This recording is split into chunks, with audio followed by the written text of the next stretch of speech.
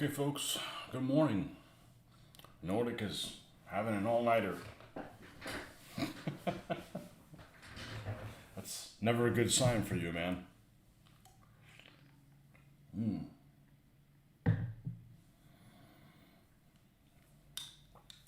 Well,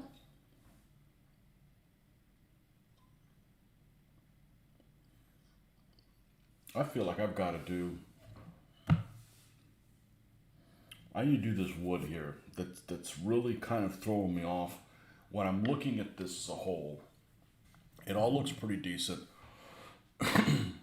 Obviously, we've got a little ways to go. A lot of ways in some areas, but this wood that's here is just looks like it's too basic. Obviously, I had no intention of leaving it that way, but let's go ahead and work on those before we go and do the cobblestone streets. Let's see here.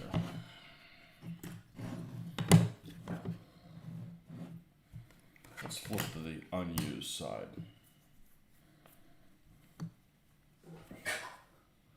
And we're using this beige brown for just about everything these days. It seems like mixing it, but so you want to tinker that with that a little bit. Yeah, let's just roll with it.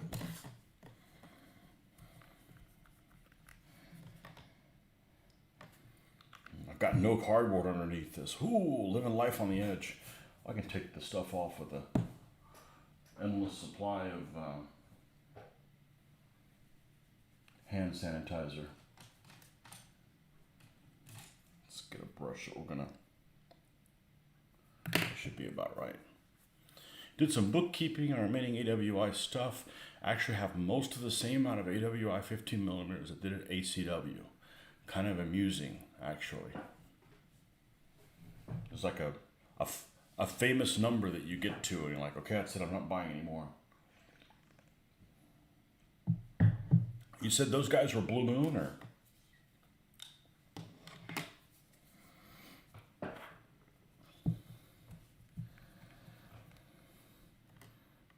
I wish it was, there's actually quite a few, maybe not quite a few, but it seems like all the manufacturers when I was doing in 15, or many of them, had multiple sculptors working on the same kind of stuff. And I find it kind of annoying, only because sometimes they're not really compatible. If you take Old Glory, for instance, which you're pretty familiar with, and hold on, let me back this off a notch. I'm getting it's a little too tight for my taste. There we go.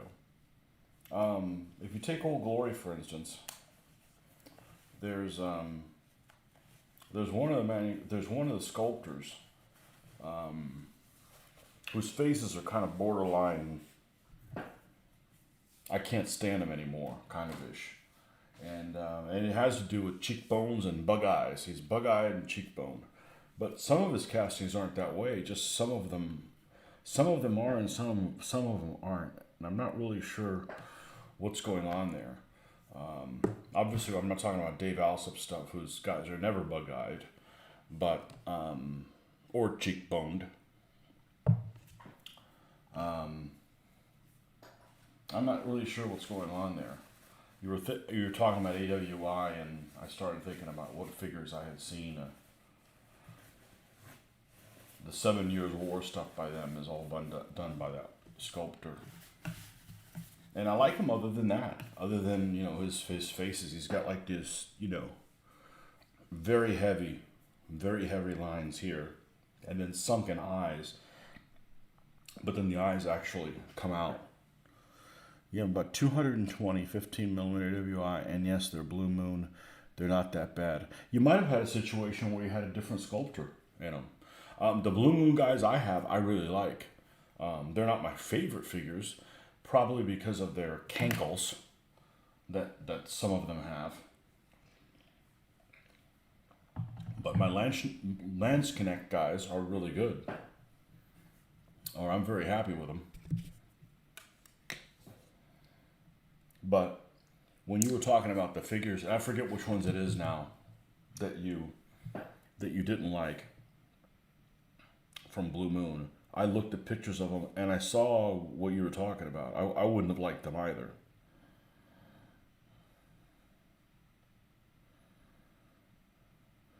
And they look like a different sculptor than the ones I did. The faces of the Blue Moon are the weakness of the miniatures. Yeah, they can make or break a. They can make or break a figure for sure.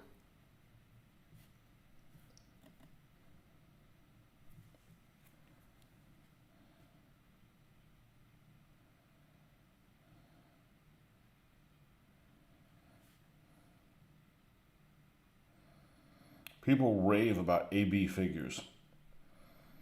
And one of the reasons, well, I think they're too difficult to get a hold of, and they showed up on the scene a little too late for me. I mean, they have a lot of World War II stuff now, and I actually think I've got some German tank hunters from them.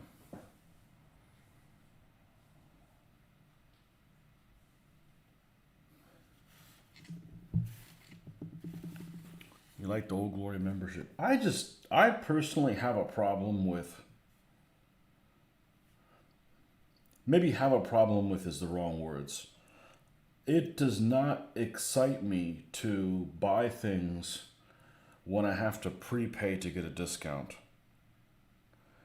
And I get it if you're getting ready to order something from them anyways, and you might as well get the discount and use it immediately. But like, I'm not a fan of Kickstarters. I'm not a fan of buying a membership at, like, say, Sam's. I don't like to throw money at you for you to discount shit for me. It's just something about it is just, I just feel like it's the consumer getting bent. And it doesn't work well with my psyche. And I understand if you buy a lot of stuff, it makes sense, but I don't know, just something about it just doesn't. Don't get me wrong, I don't think it should be illegal or anything. It just doesn't excite me to spend money in that way. Rebates, I'm not a fan of rebates. Yeah, they're pretty pricey, but everything is these days. You have to get them from overseas. You know, people love them. I've seen them. They're the same reason I like minifigs. They have a face that's not dominant, that doesn't look like a certain person. I'm sure you have friends, and I'm sure you have friends. I'm sure you have some friend that has a very unique face, you know, that wouldn't cast well on minifigures. I'm not going to go into details, but I'll leave it at that. I'm sure there's somebody out there that and it's like, man, Adam Driver, okay? Love him or hate him. I don't really have an opinion about him. I don't want a whole army that looks like they have Adam Driver faces because he has a unique face that looks like him. You know, and the same thing happened with, what was the name of that company that was getting pushed all the time in the war game magazines? Britannia. Britannia have very unique looking figures, and everybody in your army shouldn't look like that. People don't look like that. Look at this. I'll pay $30 to get 40% off for a year. Basically, pay full price for a bag of miniatures. Discount pays for itself the moment you save $50, which isn't hard to do. Well, if you're going to buy in bulk, I just never do. 30 figure packs sell for $20, but with the discount, you save $8 on each bag of miniatures, so it adds up fast.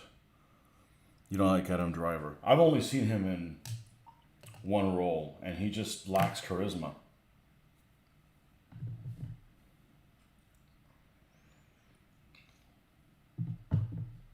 You know?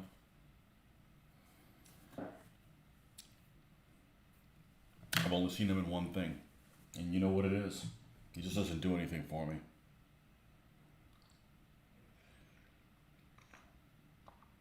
I think he's got less charisma than Keanu Reeves.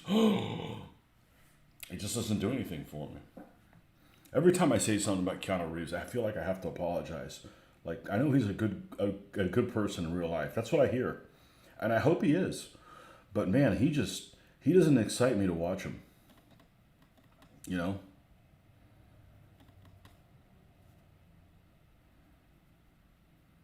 My daughter's died. Hey, can we watch because my daughter's kind of laid up, so to speak.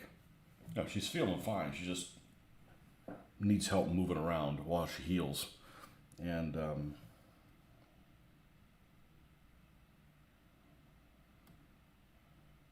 there we go. And she's like, "Hey, can we watch John Wick 4?" I don't remember seeing the third one. I'm like, man, must we?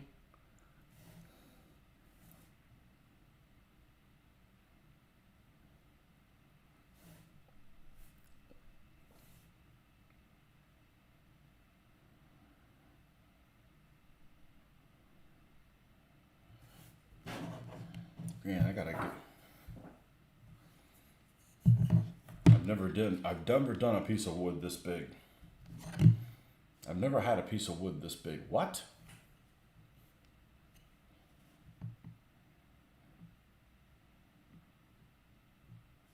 Yeah, see here you can tell the difference. Maybe you can't in the picture. Because this is craft paint. Craft paint is really cheap. It has a lot more filler than pigment. Filler is actually flat. So if you look at here, this is flatter than this is over here. This has got more of a shiny appearance.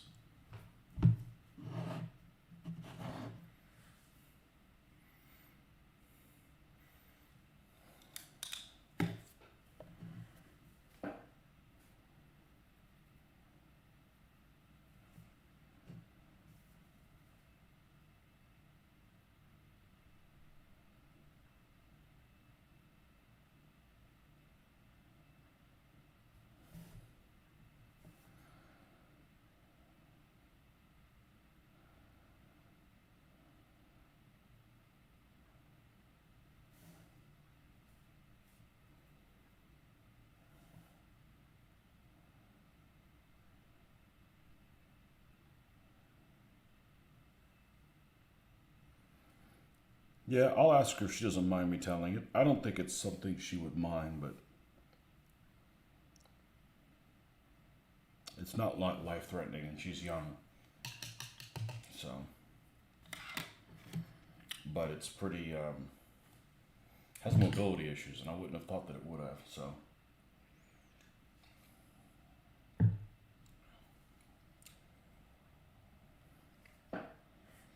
sometimes things are, sometimes things are personal, but yet people have no problem telling other people about it. Actually, they're like proud of it. Like, I don't know what it is about me, but people like to tell me when they have had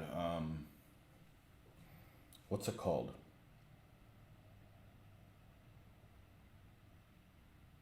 When they've been cut. Like, why do I freaking need to know that? I have no plans to have that done, and if I did, I don't feel like I need to tell anybody.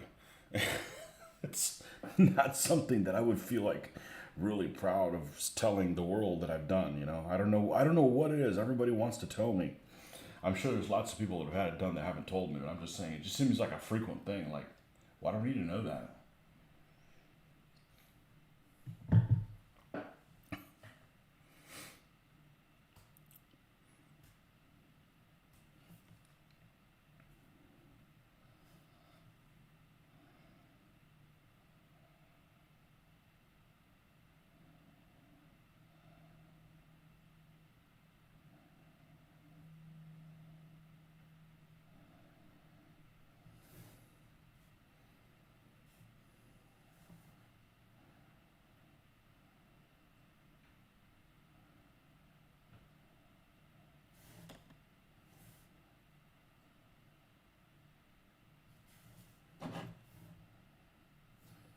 Okay, that's looking better. Maybe after I do several of these. I just need something that when I add it on here, when I look at the whole thing, it doesn't look like a child painted this wooden floor. Yeah, okay, I think that's gonna have the, that's gonna be okay. I probably need to leave some more dark brown between the strands, between the colors. So let me try that.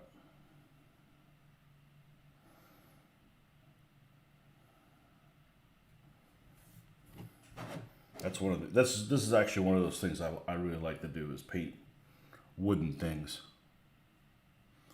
That's some info I do not need to know. Yeah, what's so exciting about it? And what would you be proud of it? I don't know. I mean, if you're doing it for, if you don't have this done, you're going to die. Hey, listen, I'm a favor of that, but I'm not doing any unnecessary surgeries.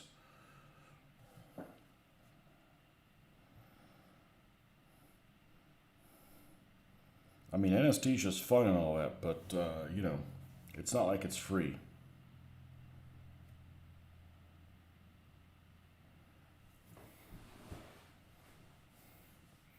Maybe people feel like they need to tell me that, so they get maybe they get made fun of so much because they have to, when they go to the store, they have to buy small condoms. They don't have to do that anymore. I just don't know why. I mean, I didn't think it was that common, anyways.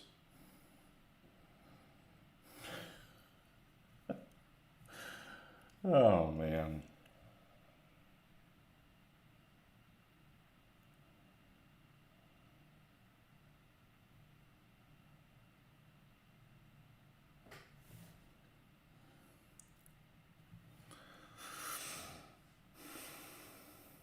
The Crusaders range look pretty good. A little weakish on the poses. No, a little unimaginative on their poses. So what I mean by that is if you look at the pack of the Crusaders, and you can see this online because they do a pretty good job of showing what their figures look like. If you look at their Crusaders online and see what poses, say, their footmen are in, or their mounted knights, what poses they're in, and you go and look at their enemies, the Muslims, you'll notice that their mounted guys are almost in the exact same poses. Like, how they hold their hanses and their hanses? That's hands with lances, hanses. Hey, we're state of the art here. I make up my own words. They're in the same type of poses, so it's just kind of unimaginative.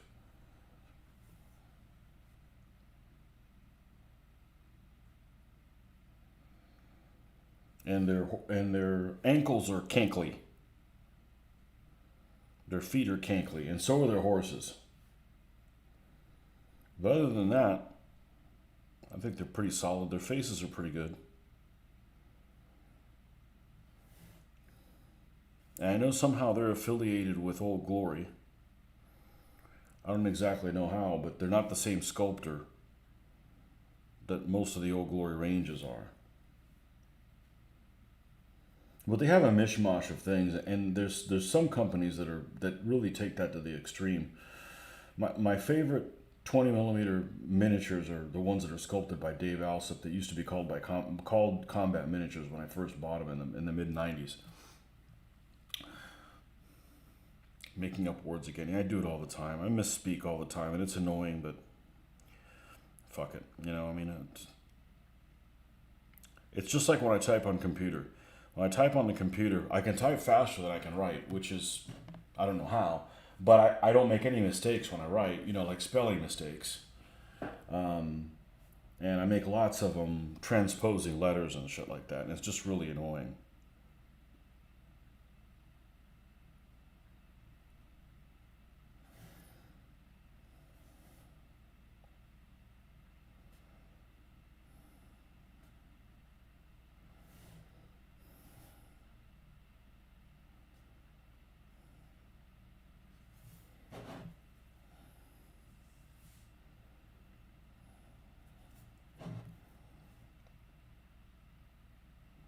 I gotta hold this at a certain angle to keep the glare from interfering.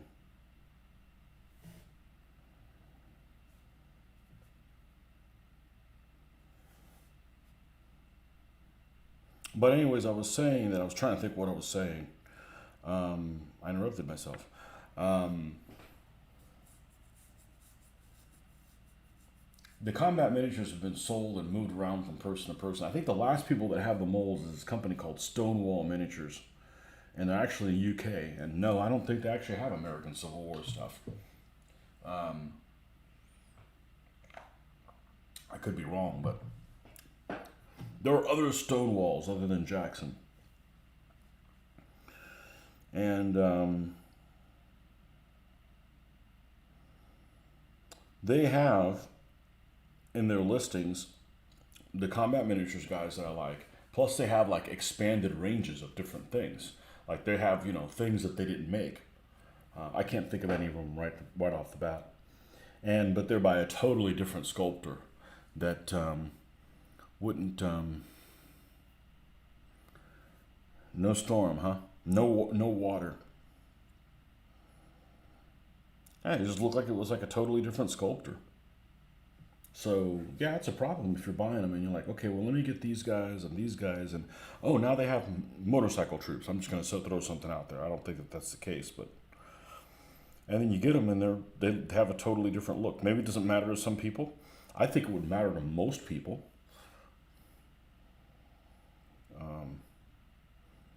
Some people are fixated on the figures need to be about the right size. I'm like, style wise, you can't have. It's different to make figures bigger or smaller because some people are bigger and some people are smaller, but the rifles all need to be consistent or consistent-ish, or it's really distracting.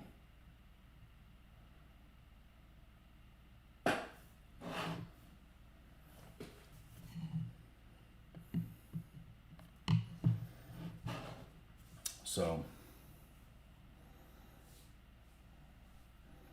but Dave Alsop did a bunch of stuff for Old Glory. A lot of his Napoleonics are his figures. I can tell because he has they have a particular look. It's strange. They look really dominant in his style, but they're not really weird poses or stuff. I don't know. It's just kind of hard to describe.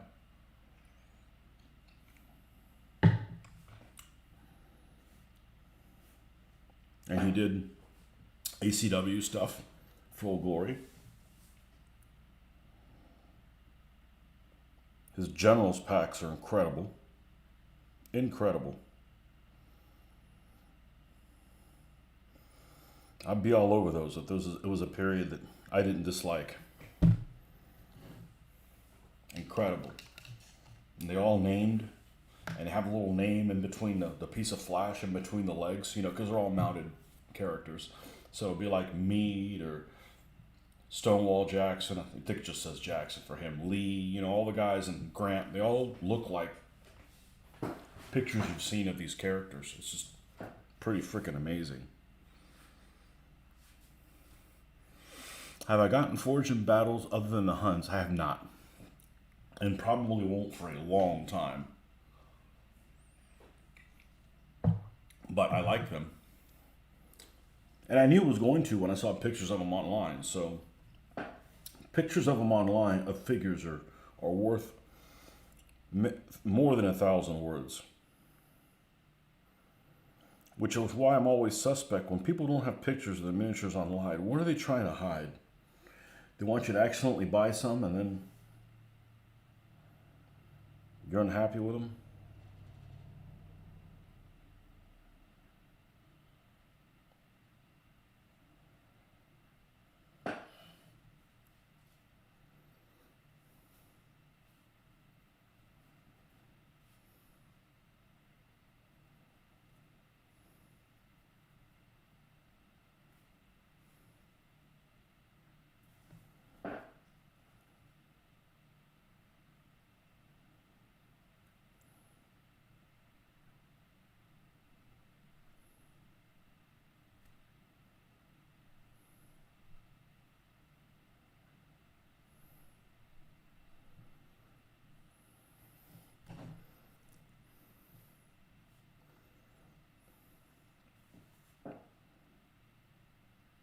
But some of his figures were the first ones that Old Glory came with in those huge 50 figure packs. Because back then, when those things came out, it was rare that you would find Lots of different poses for figures.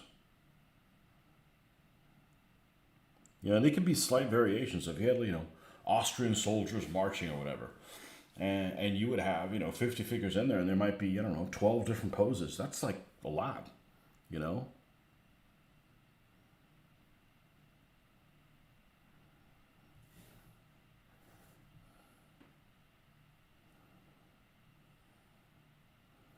And like the World War II figures that I get, there's one pose of, they came, I think, like in 8 figures to the pack.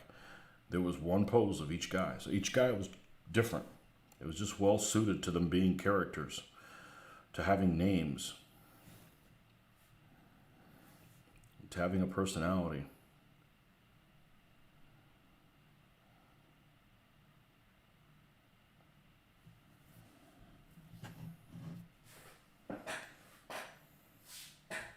Do you match up okay with Old Glory 15s? Maybe not the same stand, but different units. You talking about Forge and Battle? Absolutely. They match up okay on the same stand. They're more realistic shape. They're some of the nicest figures. They're almost like a cross, or at least the Huns I have. They're almost a cross between. They're definitely a Games Workshop style, and I don't mean like hefty, but just the style with the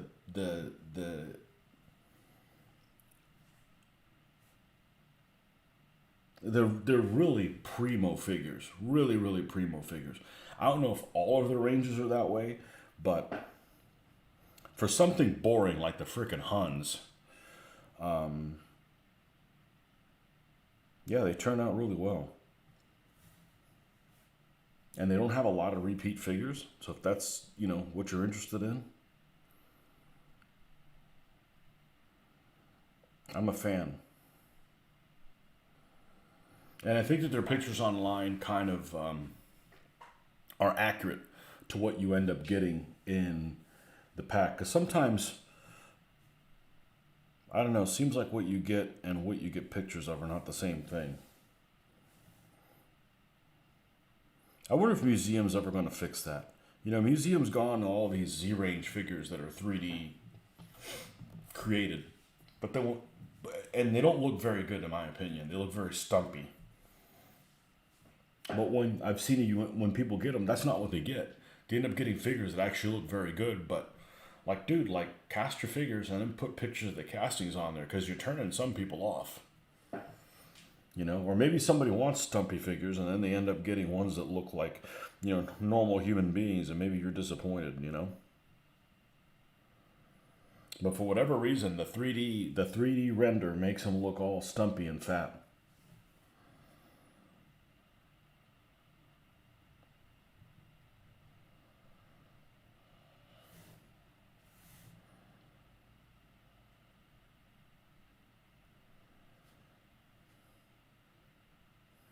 I know Joe had gotten quite a few of them, and I'm looking at it and I'm like, man, I don't know why you got those guys. Those don't really look like very good figures. And then when you got them, they are very good figures.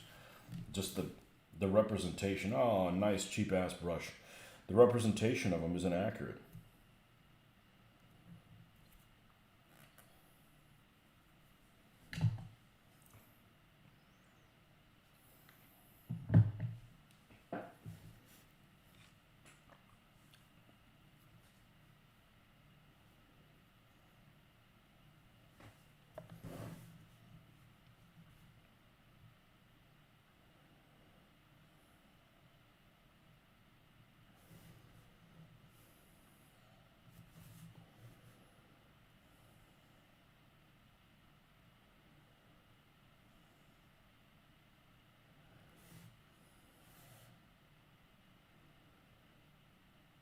It's a shame I'm not really interested in the Pacific Theater, because I should paint some of these Pacific miniatures up for the Japanese, because they're not. Some of them are not very PC. I love seeing people that are thin-skinned come unglued.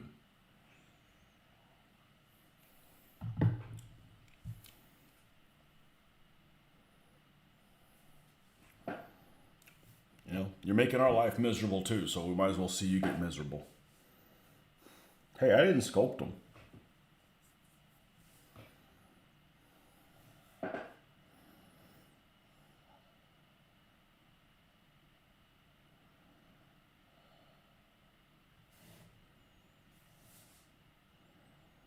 couple of them. The guys with glasses.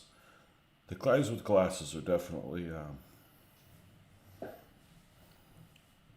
look like they were inspired by some propaganda.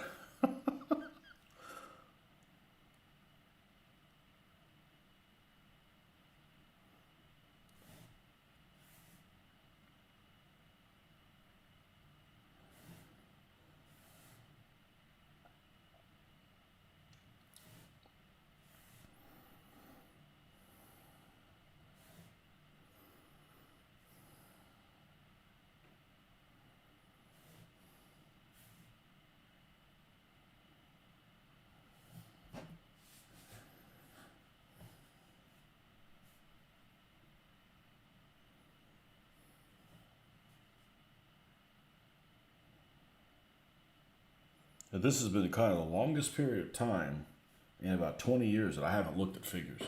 I haven't looked at 15 millimeter figures. I really haven't really much looked at figures other than like tank crews. Because I've got lots of infantry that I haven't painted yet for this. I mean, like a lot. And I really like the figures I have. Even to this day, I'm still really happy about them.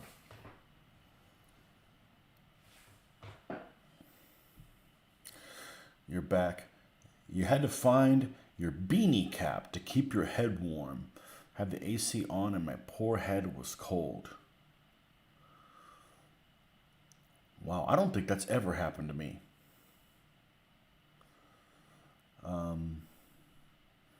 Had my head been too cold? I have had my feet be too cold and I have to put on socks, but that's unusual.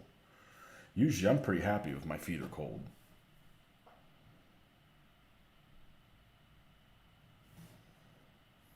I'm usually always warm. My hand right now is freaking warm. I'm drinking cold coffee. What's left of it. I don't want to look at miniatures, to be honest. I don't want to buy them before I finish 200. You buzzed your hair, so I have a little protection for your head.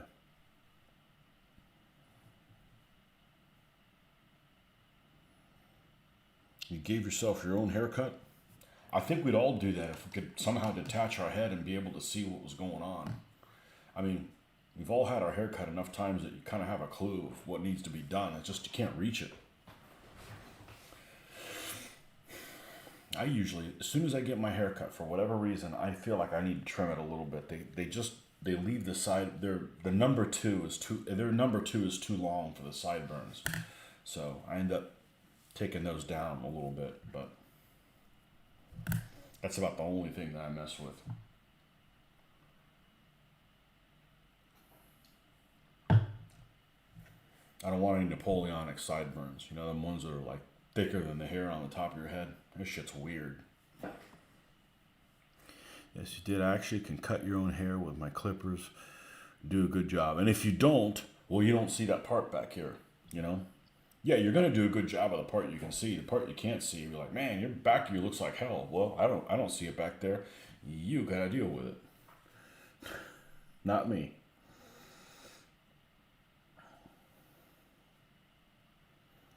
Well, you could certainly save a lot of money by doing that. These haircuts are not getting any cheaper.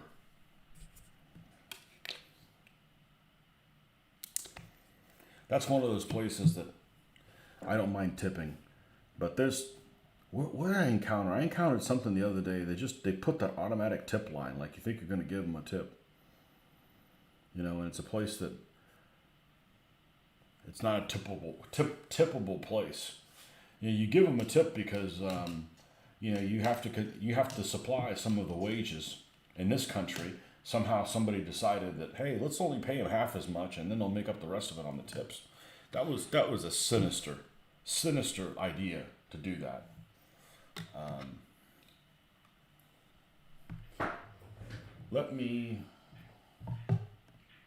better leave some coffee for some other people. I'm gonna go switch something else, but I need a caffeinated beverage. I'll be right back.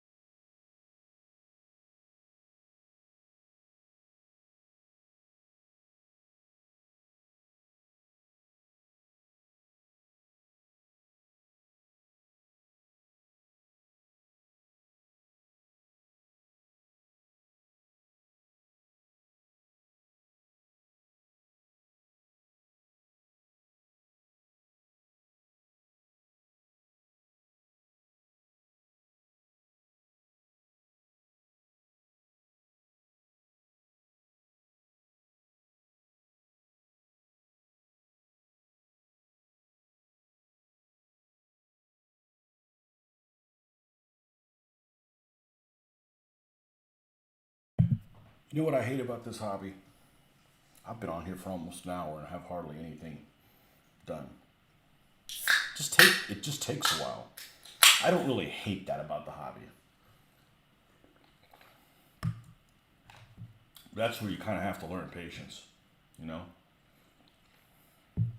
If you're going to spend this much time doing something, it's sink or swim. You either figure it out or you don't. Your hair is going away fast, so if you buzz it off, it's fine. Really? You're a young guy. I don't know. I don't have any hair issues. I have one spot here that was getting kind of balding-ish. But I don't really have that running in my family, so when it started happening, I was like, what the, you know. But it stabilized itself.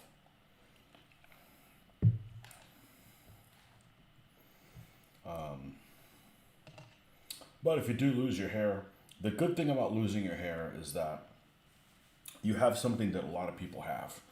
So it's not like, look at that freak with no hair. You know, it's like, it's a common thing. You know, it's not like all of a sudden you're growing a spike on the top of your fucking head and you have to explain it to everybody. You know?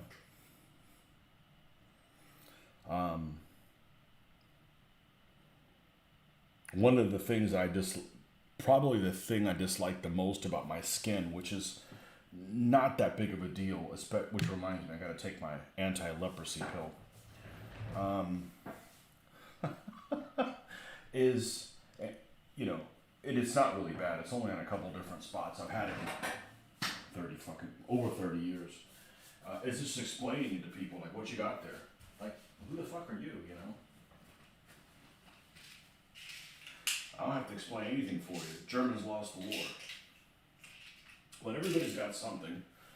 None of the stuff I have is life-threatening, so.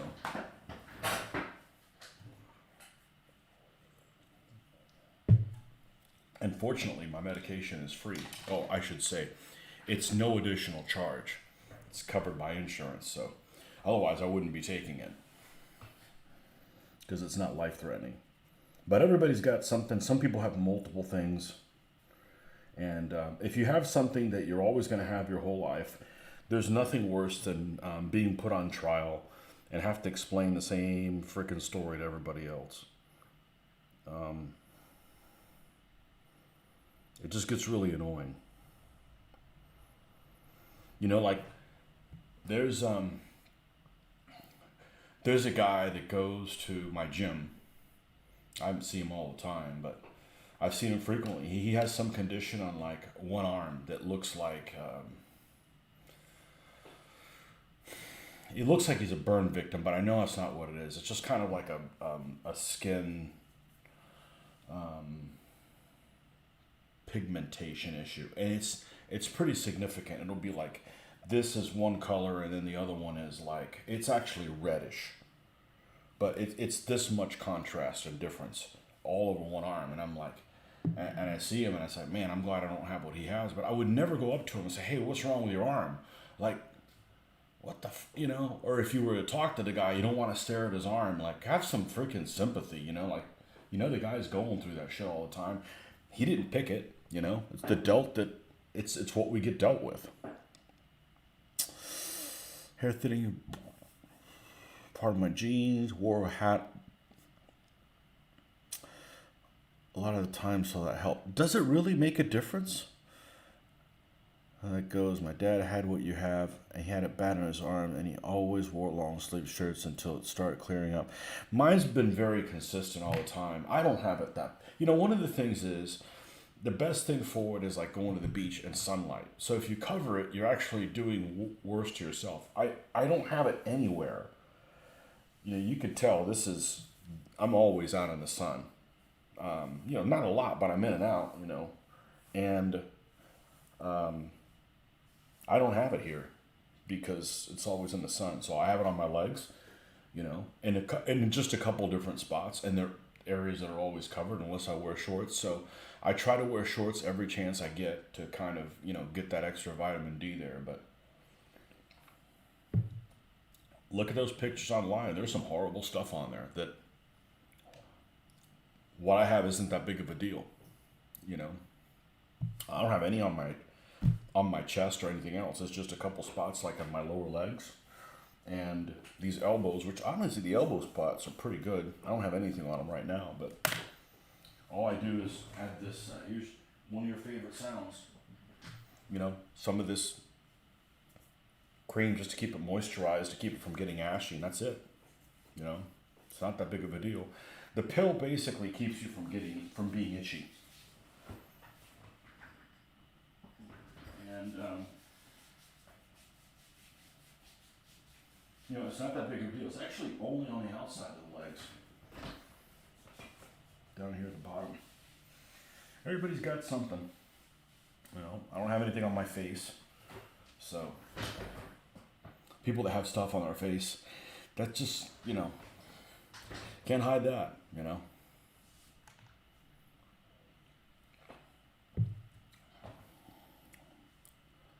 So, that's why I don't understand tattoos. People can have them if they want to, but I just wanted clear skin and I didn't get it. So I can't imagine, like, damn, putting stuff on your skin you don't want. Well, they probably want it, but, you know, I don't want any of the stuff that it was. I didn't have anything until I turned like 18.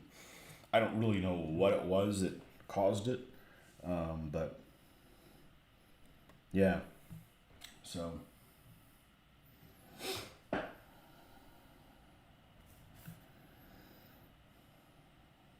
the questions are worse than anything else. Obviously, if I had the itching, yeah, the itching will drive you crazy, but the questions are worse than anything else, and you know, I don't really get them, but.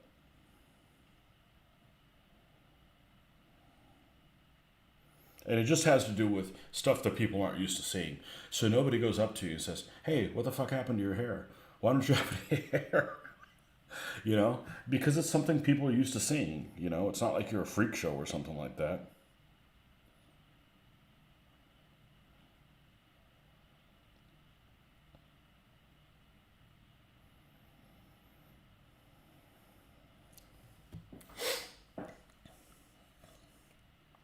Go tanning all the time.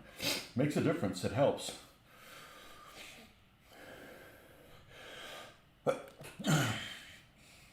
I think it would go away if I just lived on a cruise ship. Because it's salt water too in the sun.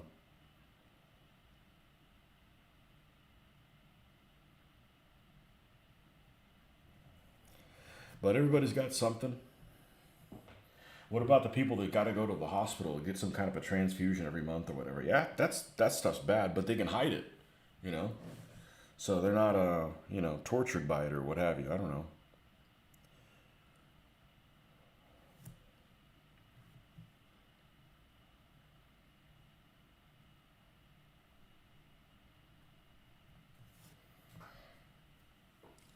It's like if you encounter somebody that's missing a leg. Hey, what happened to your leg, dude? Motherfuck, again?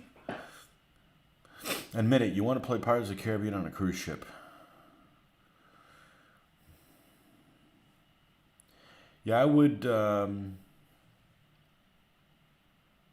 love going on a cruise.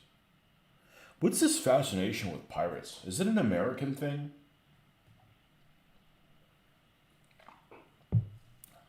Not my thing.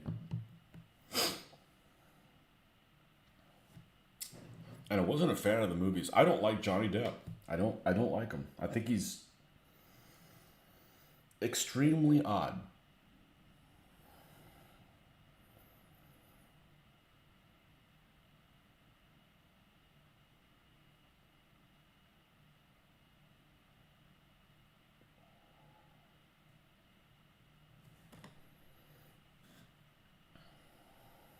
Hollyweird. And just some people you connect with and some people you don't, you know.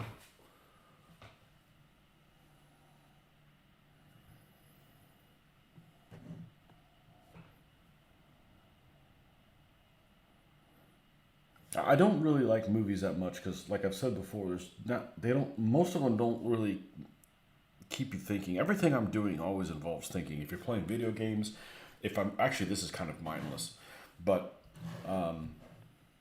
wargaming is a thinking thing. If it was mindless, I wouldn't play it. But movies are just already done for you. Just a matter of you need to see how it turns out. Now, there is one series that they did. I don't know if they've done this ever on another movie, but there was a Netflix series called. Was it part of the Black Mirror series? I think it may have been part of the Black Mirror series, but they made one. They made one episode called Bandersnatch, which sounds like a really low quality porn movie, but that's what it was called. And it's, I think, a video. It was the name of a video game within the actual show, the episode. And the episode wasn't anything to write home about, but it did have some parts in it. I think 3 or 4, maybe even 5 or 6 times, where you were watching the programming, it asked you, do you want your character to do this or do you want the character to do that? And then the movie could turn out different ways. And I thought that was, we need more of that, you know. Benjamin Christensen, welcome. Good morning, Danelander. Find the period intriguing, but I don't go bonkers for pirates. I like the first 2 Pirates of the Caribbean movies, and then they did a typical sequel to Death on a franchise. There was one episode where he was dead with the ship upside down and everything, and I'm like, okay, I don't do those kind of drugs. That doesn't make any sense.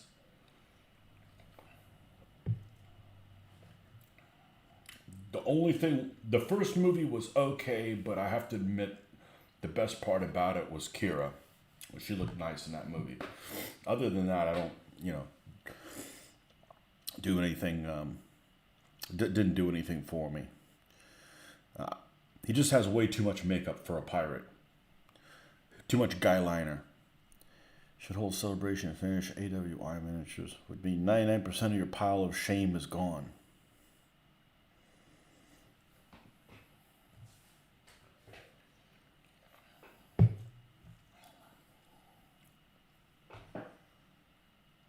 Always celebrate when you finish a project. Assuming you finish a project.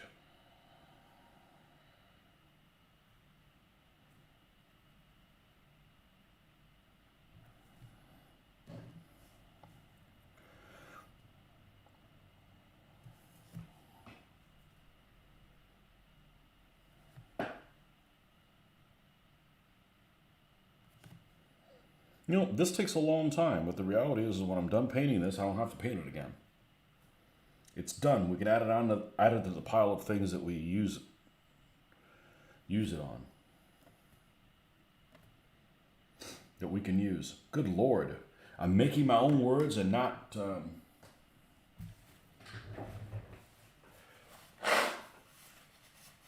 and not speaking right. It's unusual. I have to blow my nose, but it always happens after a sneeze.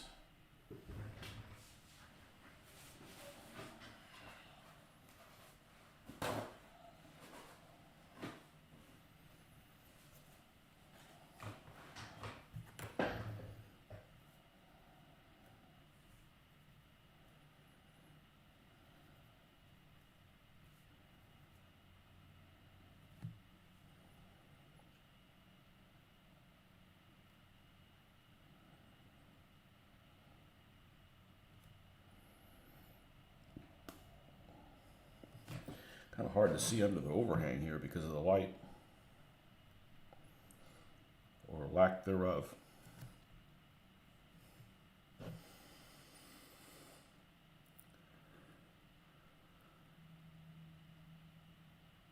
A project is never finished. It expands exactly what it means to. Yeah. Is that a saying from Lord of the Rings? I don't know. I've only seen Lord of the Rings one time. Never read it. There's too many real things that happen to read fantasy. For me, it just doesn't appeal to me. Non-fiction books that I've read, probably maybe 6, maybe, ever. There's just too many cool things that really happened.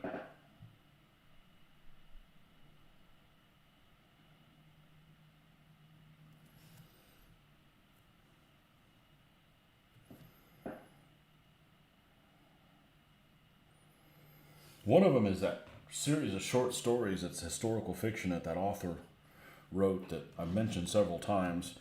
I should really, and it's out of print, and it's a very small printer, and the author's passed away, so part of me wants to contact the printer and say, hey, listen, can I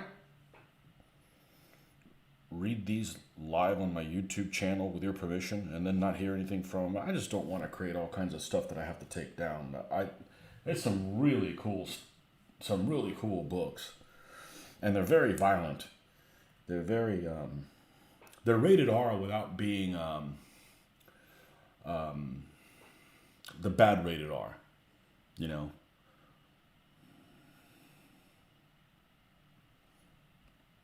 You read fiction to escape the world. So there would be no point in you reading historical fiction, because it would just be more of the real world, and, you know, with characters that are made up.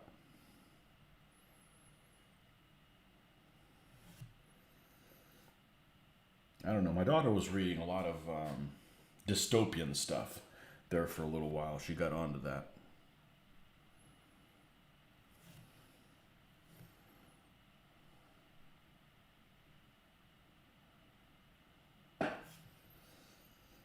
If you want to read fiction, just listen to the news. Hey, Mr. Barnes.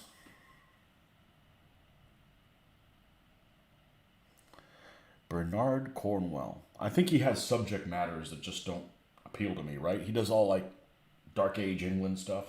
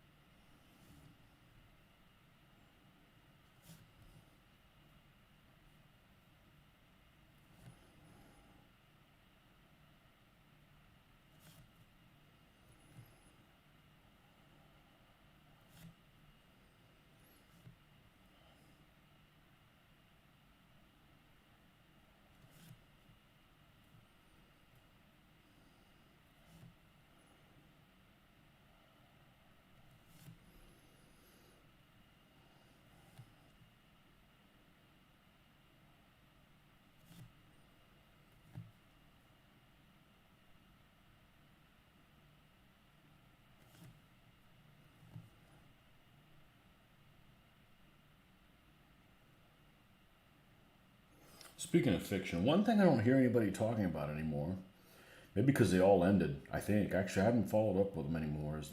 I should ask Mitch, because he watched them all. Was the whole Walking Dead and the spin-offs. Those started off really strong, and they just went sideways. After, I think it only took like 3 seasons for me.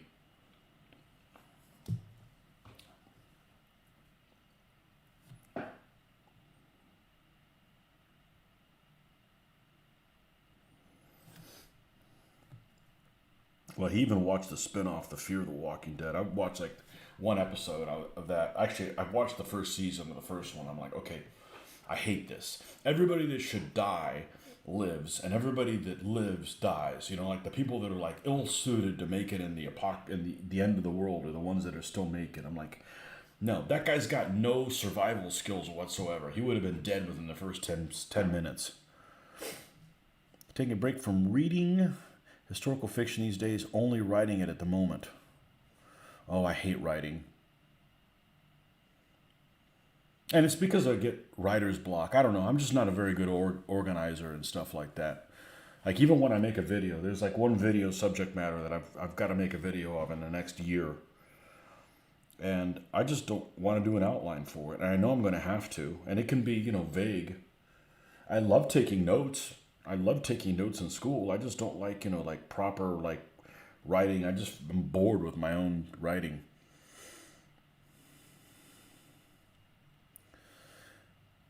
The new Walking Dead show is already off to a bad start. It has Negan. Oh, there's a new one? A third one? Negan in it, and that is a huge no for me. He's the reason I quit the show. Yeah. What do you not like about him? I didn't like about him, he was just too... Like, he was playing it kind of like a comedy. I'm okay with having a character that's bad that is likable. I liked the governor a lot. I did. I liked that actor, you know? And that was the last season I cared for. Really.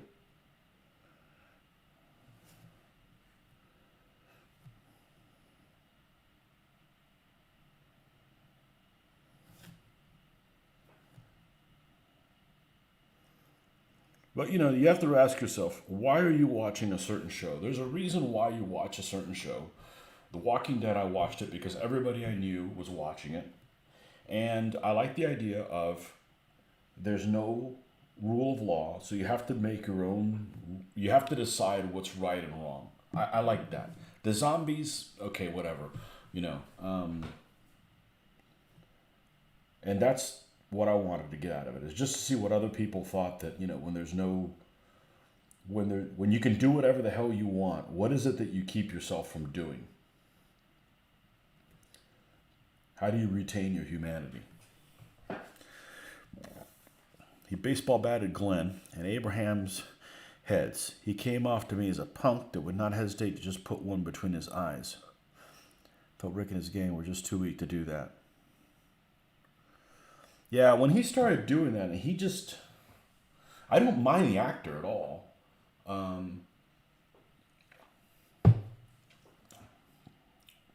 But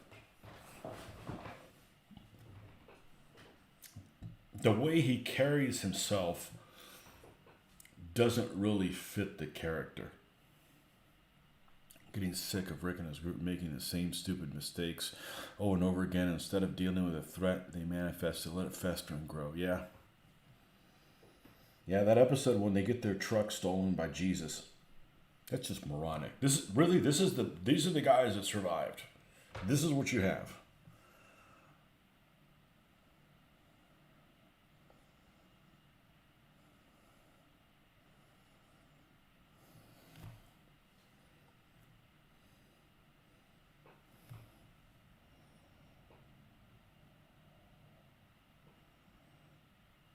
Yeah, a survivor would just end up being freaking a cynic and ruthless.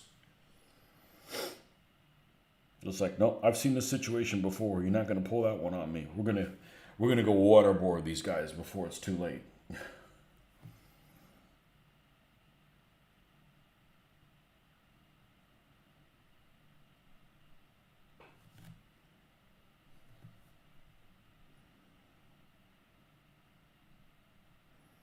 Did you ever watch what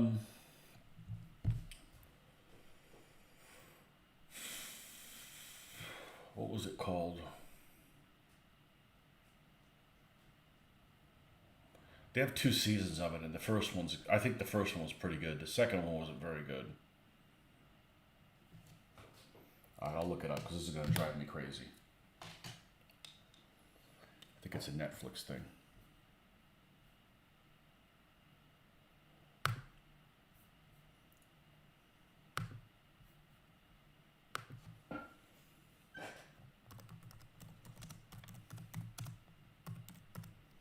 Black Summer. Did you watch Black Summer? I thought season 1 of Black Summer was kind of... I think it's worth watching. Danish West Coast.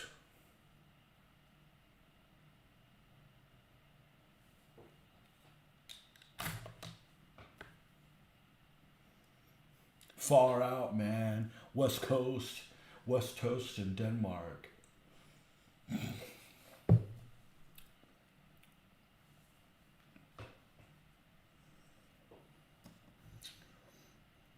What percentage of Danes are blonde? Oh, you should watch Black Summer. I think you'd like the first season. It's interesting. What percentage of Danes are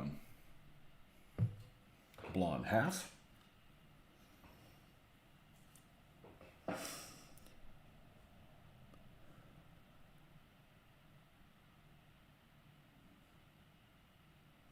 No, good for you, man. Being successful. That's cool. Hopefully, for your sake, you didn't sell the rights and they change it into something that's, crap.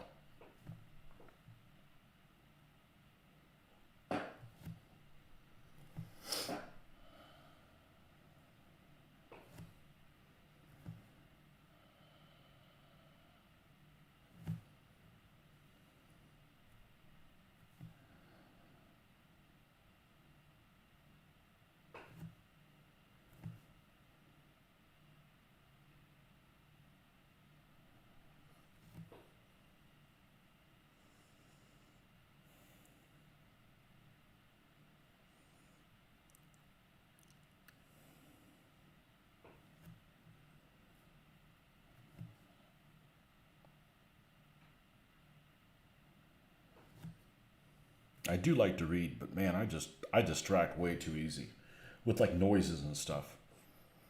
So I could never like read at like an airport or something like that. I'd end up rereading the same sentence frequently. It just becomes frustrating.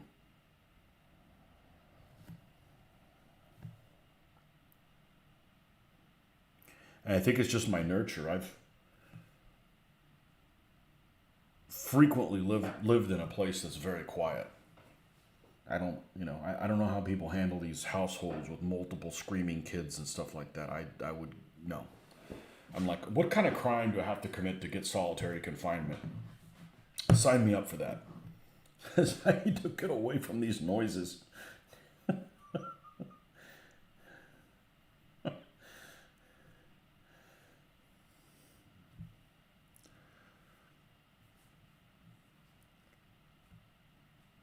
Italian Wars. Yeah, man, that stuff's cool. Only if you can build an army to stick it to the Pope.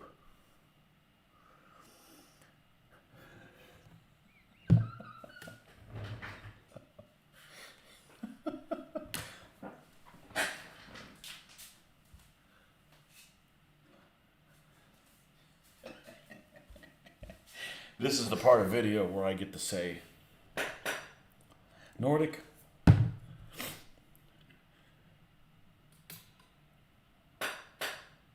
show me on this figure where the Pope touched you. This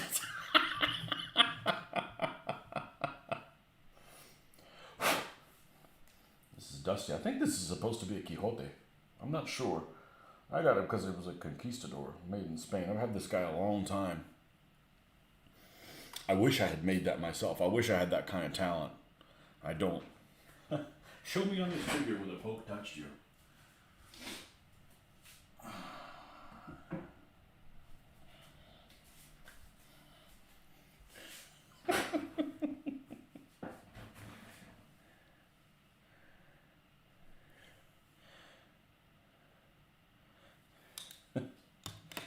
Stick it to the Pope. Maybe that's what the Pope wants you to do. That's not going to get the Pope not be interested in you. I'm going to stick it to the Pope. Oh, thank you, my son. Your grandparents used to have that exact figure? What? What a small world. It's old. I think it's from the 70s. I got it on eBay a long time ago. Let's see, was I living at the condo? I've probably had it 20 years.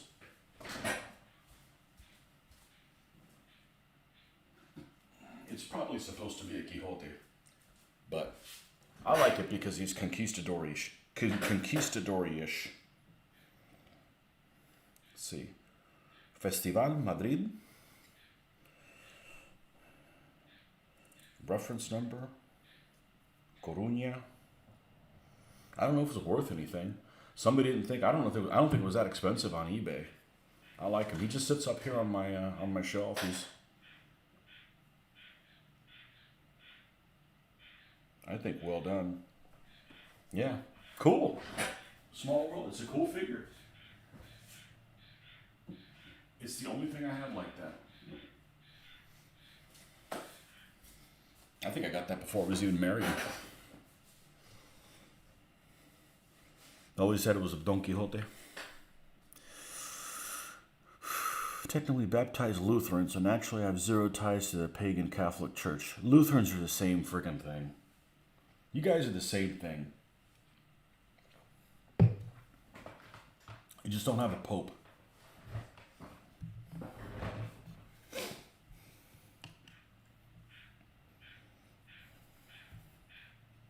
Ah, you hear that? I haven't heard those guys in a long time. Froggies.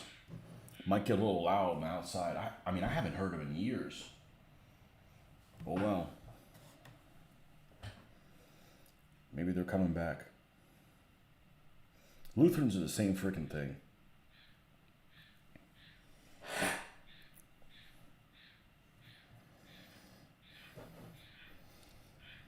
You guys have saints. You're not anti-drinking. What else? I think it's the same thing.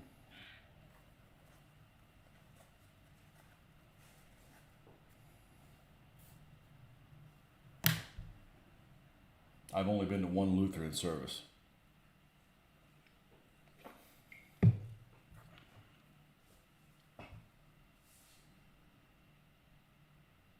Oh, they don't annoy me. Frogs are awesome. Especially the cute. We have really cute ones here.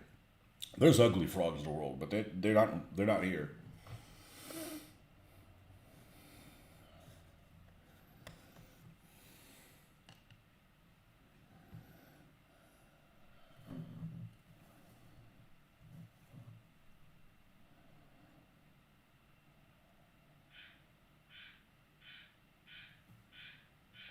They're not going to annoy me. They're going to annoy you guys. You guys have to hear them.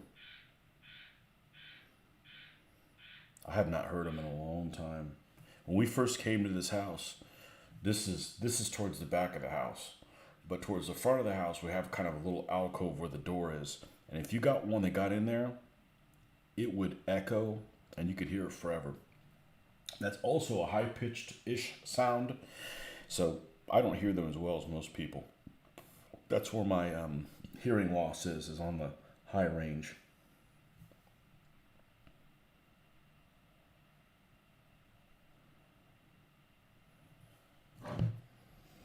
I found out that they have over-the-counter hearing aids that are now available, and I'm thinking of getting into that. But I don't want a hearing aid that's like that has shit behind your ear. My hearing's not bad enough where I need to do that. I'm in my early 50s. I don't need to wear something like that on my, and it's just for me having ear infections as a kid. I don't hear that range, So I am opposed to wearing something like that. So it'd have to be like inside your ear thing, or I don't know. I may look at that at some point, but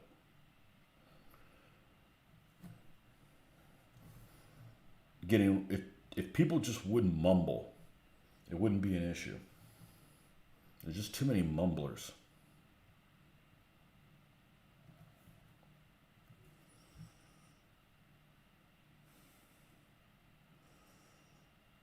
You don't like them? Oh, they're just those? That's a tree frog. So they're probably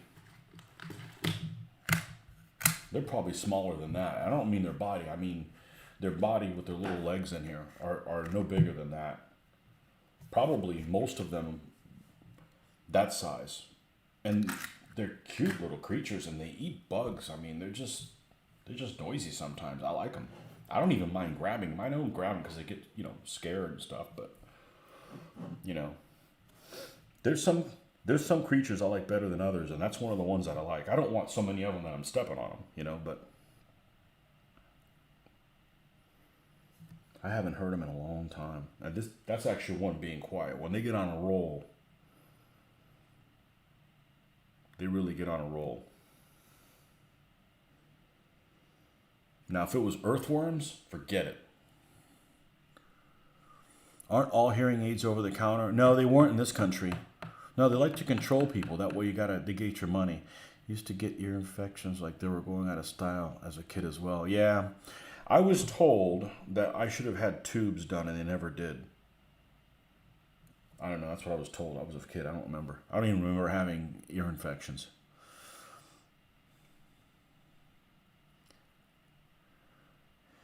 I mean, unless you aren't all hearing aids over the counter. I mean, unless you are really small or laying down. Oh boy. That's the problem I face all the time. The people around me mumble all the damn time, or they mumble and then walk away from me, and I can't always hear them. I don't know. I know you're on my team. We could just team up. What was that video game? Army of Two? Two guys backed up? You know. We'll take them all on.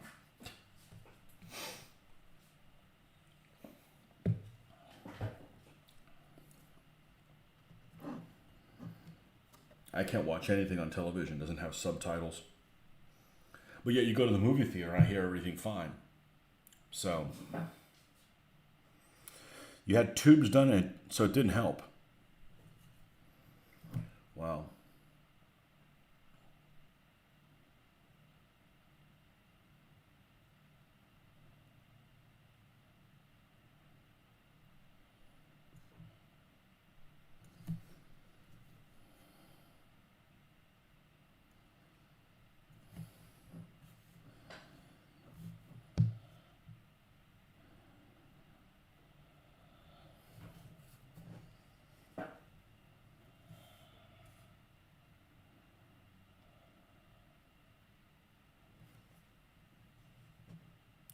Danish humor. Is that about as good as German humor? You know the Germans aren't good at jokes.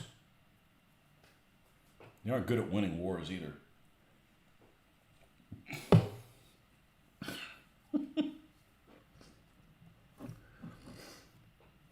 Oh man.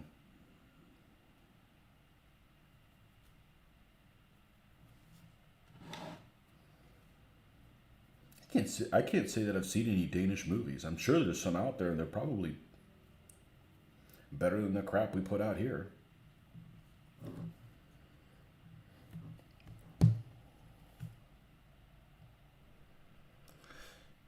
You guys still considered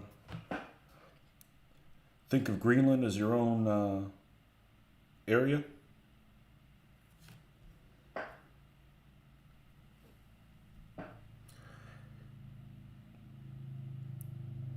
You really want to keep firing the shots. Yep. Don't make me come down there and play pirate. Yeah. I don't know. You might want to play a different kind of pirate I don't want you to play.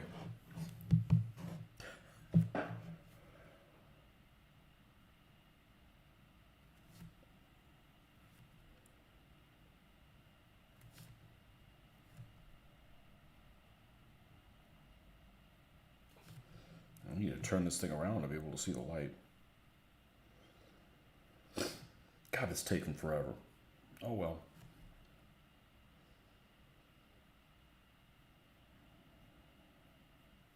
Yeah, lots of mumbly people.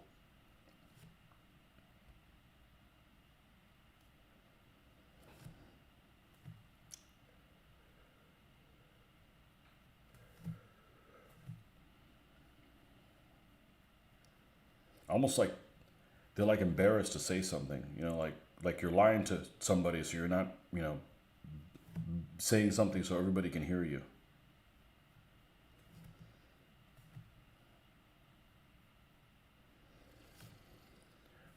There's several people that spoke at my daughter's graduation. I don't know what the F they were saying. Man, dude, speak up, man. Greenland can have their independence if they want. Problem is they want independence and for us to keep paying their bills for 40 plus years afterwards. Well, that doesn't make sense.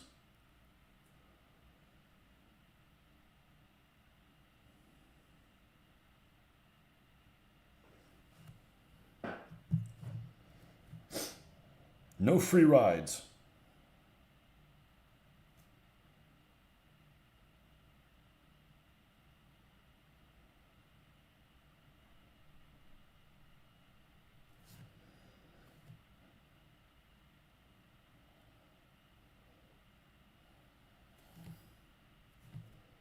What else comes from Denmark? Legos, those butter cookies,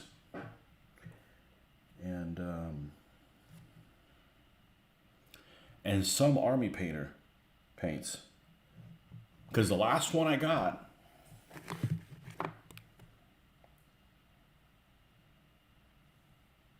made in Spain. Although it still has a Danish address. Skanderborg. Christian Mindevej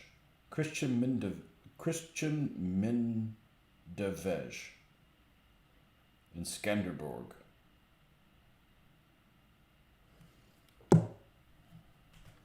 Haven't even had a chance to try that out yet. I hope it's better than this stuff. Than the Agrex.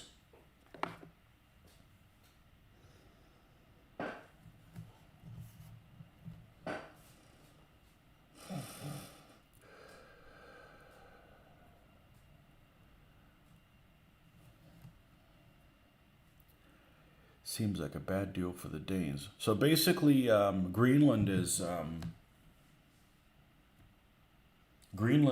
Denmark's Puerto Rico.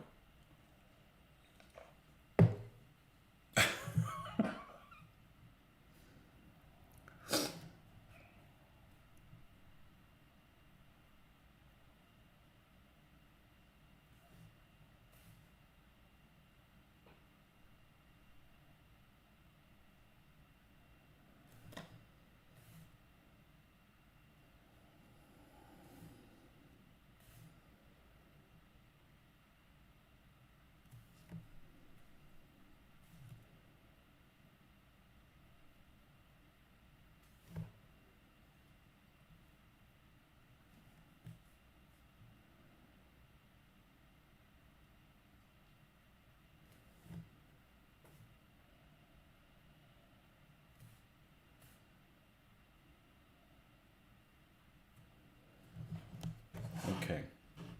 We're probably going to bring that up a little bit more. We've got some wooden pieces up here that are popping through that we need to address. Oh, that dried on me. Man, time flies when you're doing this. Actually have representation on Parliament, so not exactly like Puerto Rico. Okay. Same goes for the Faroe Islands.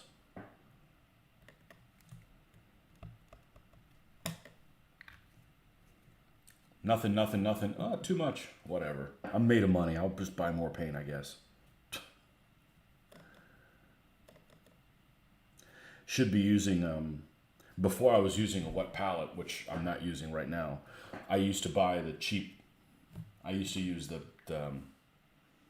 craft paint black, because I was going through so much of it in my painting style. I should probably go back to that when I'm doing this, but I'm being distracted, just hanging out here.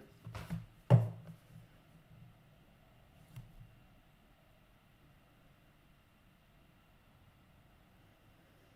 need to bring some of these things up to the same level so when I look at them, I'm not distracted by some of these things not being complete.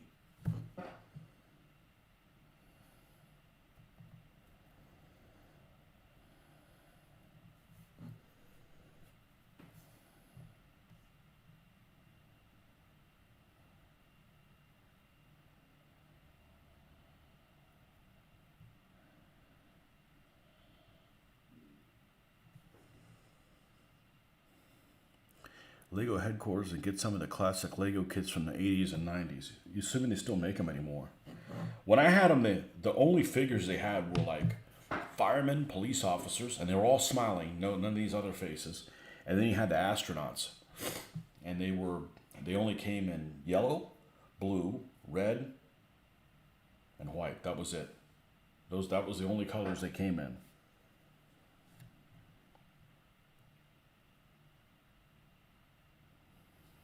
Of course, it was like the 70s when I had them. I ain't like building shit that had like a bunch of different colors. Like I'd be like, okay, we're gonna use red and blue, or we're gonna use white and black, and that's it. You know, I wouldn't mix like all these other weird colors. Look like a gypsy caravan type of creation.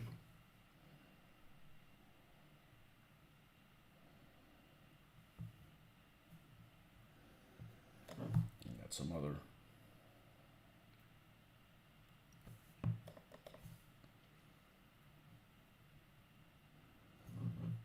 More effort to make this destroyed than not destroyed, but.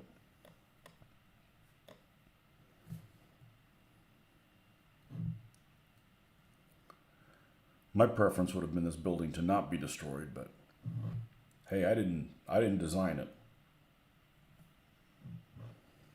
Okay, Nordic, we'll see you on the next one.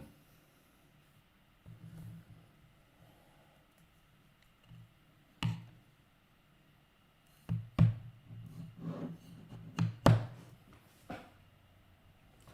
a little bit more of this stuff. Where is it? This is what lasts forever. I'm only using one drop at a time. Let's just add.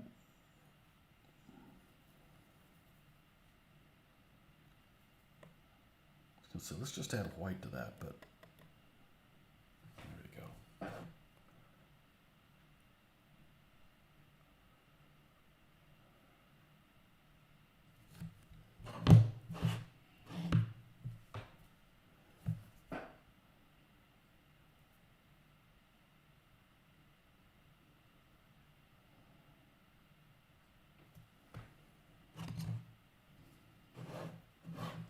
Okay, thanks for stopping by. Enjoy the cookies.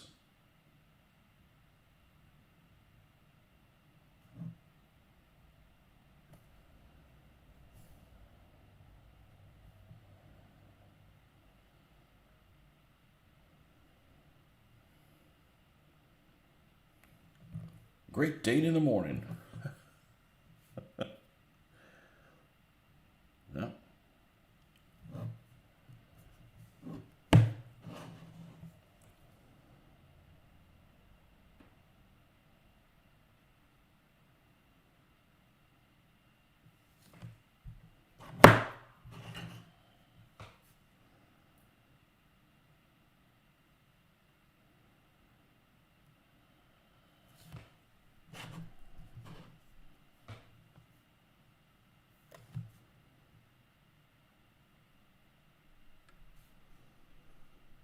The middle floor I can wait on a little bit, but this one needs to be complete because every time I'm trying to look at this thing all put together, this half-finished timberness is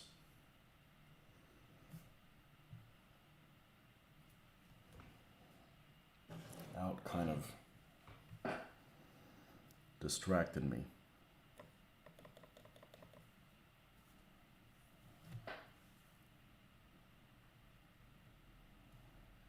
We'll have to paint the ends a different color.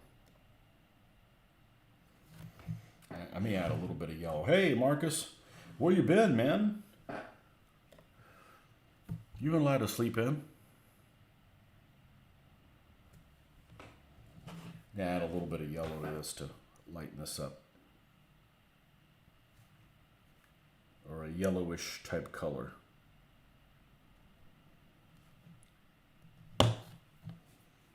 Let's see, which one will it be?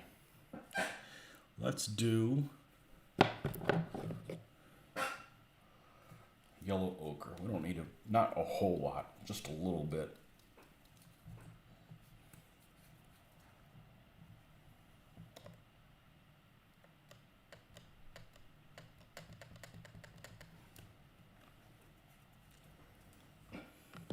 It's amazing how some colors are so damn watery. You've been up since 5, but you had an errand to run this morning. Is there stuff you can do that early? Stuff open in New York that early?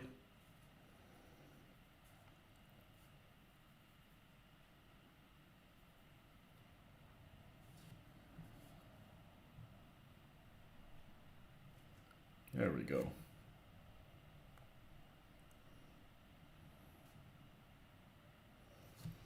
Must be painting now. Okay. I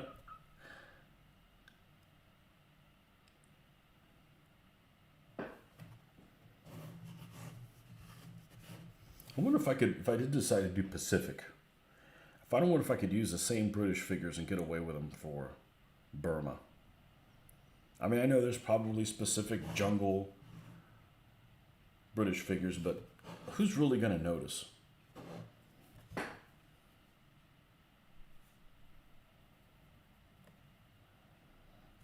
I bet I'd let myself get away with it.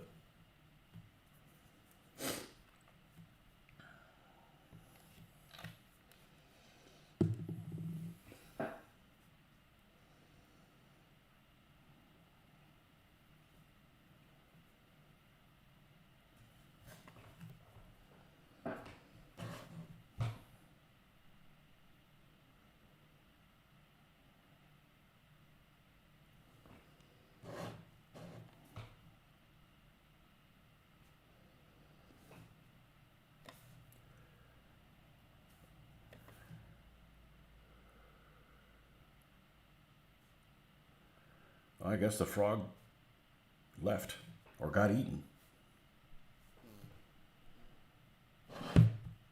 They have these supposedly these invasive frogs here that are called Cuban tree frogs that are larger tree frogs that are supposedly invasive and eat the little ones, but and they say if you see any of them, you're supposed to kill them. I'm not killing any frogs, sorry. Frogs are cool. Just have to let God sort them out.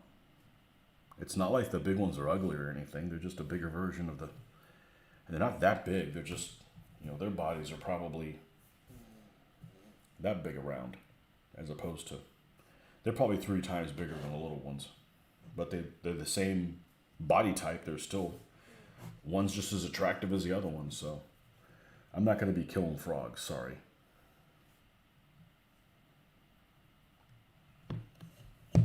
That's not in my contract.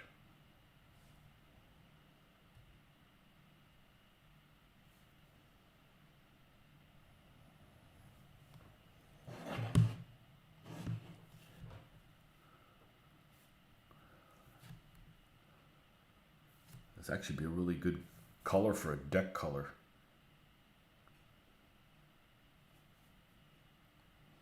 I don't think I'm gonna get back into painting ships. I did that for too many years, and mainly because I can't be into everything.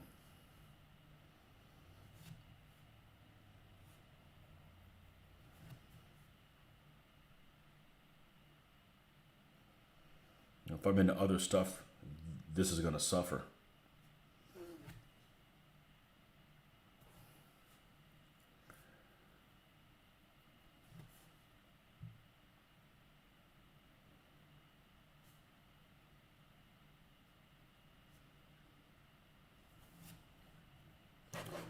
Australian desert figures could double for jungle types with a bit of clever painting conversion. Man, I don't even have Australian desert figures. I should. Could have some Japanese versus Soviet games with the same issue with the Japanese jungle uniforms.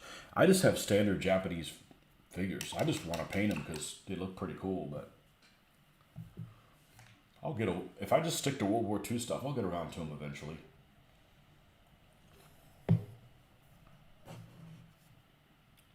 Japanese versus Soviets. Wow. He's just an ass whooping for the Japanese for sure. You know one thing I've never built? I've never built Japanese aircraft model. I never have. I mean, there's some of their planes I think that are pretty cool looking. The Tony. Oh, I don't know why I like that one. It's a poor man's Messerschmitt. A couple of their 2-engine planes look pretty cool.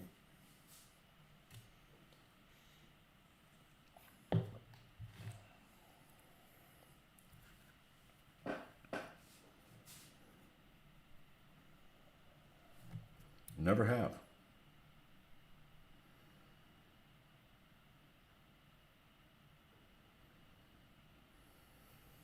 Of course, if you look at it, growing up as a kid, I didn't really watch any World War II movies that involved the Pacific, other than Tora. I don't think I saw that as a kid.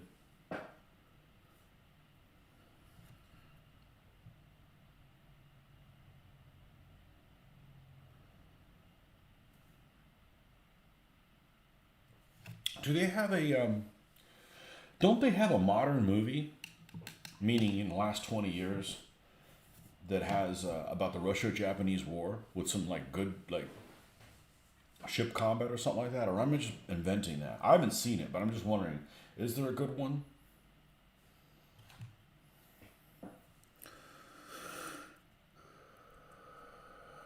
Check out some of the history of Mongolia and Manchuria. Manchukuo. And it doesn't interest me. It just doesn't interest me. I don't know why. It just doesn't appeal to me. Although, to be honest, I wouldn't mind painting some Chinese troops because they use a mixture of different kind of equipment. What I mean by Chinese troops, I mean nationalist.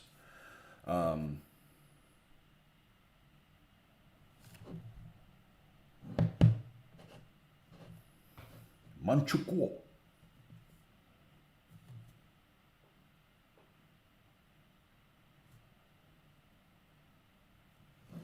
Yeah, I love Japanese stuff. I can't imagine driving a vehicle. It's not a Japanese vehicle. But something about them in World War II just doesn't appeal to me.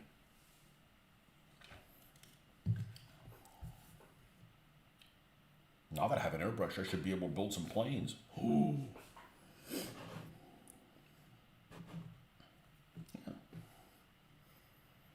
Build all float planes, then you don't have to worry about whether you put the landing gear down or not.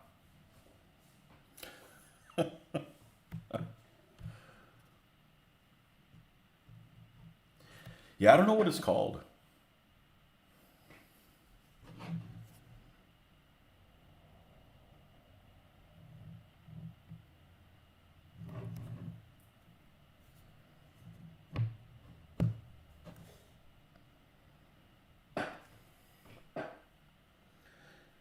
That's a war where most of the ships weren't made by the countries that used them. I mean, the Japanese did build some ships, but a lot of them were foreign. British built their ships, and I think the Russians, most of them were French, if I remember correctly.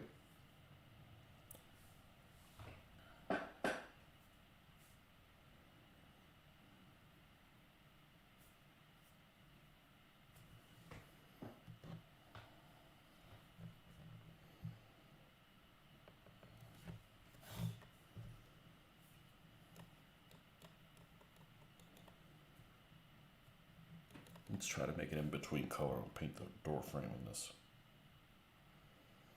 I do like painting wooden things. Things that are supposed to be made of wood, but obviously they're not. You know, because it's a miniature.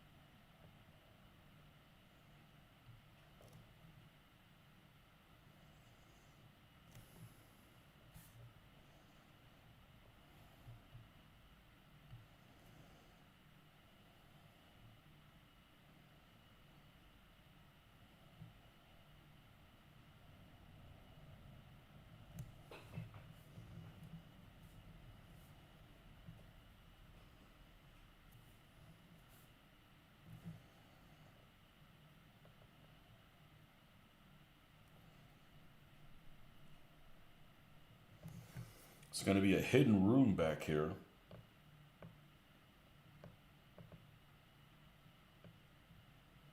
You're going to have to model with cardboard. It'll just be a little something off to the side where it'll have the same dimensions, or you can move your figures around in it. The same way if you play Axis and Allies and you want to put, a bunch of things on Gibraltar, something off to the side. You can put your Gibraltar things there.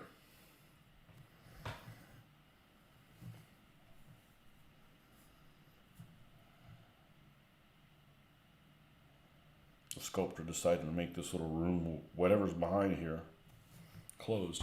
And there's at least, there's 2 spots here where you can fire a nice long-range support weapon from.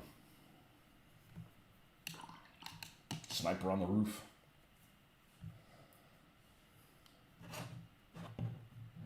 All right, let me put my glasses and stand up and see.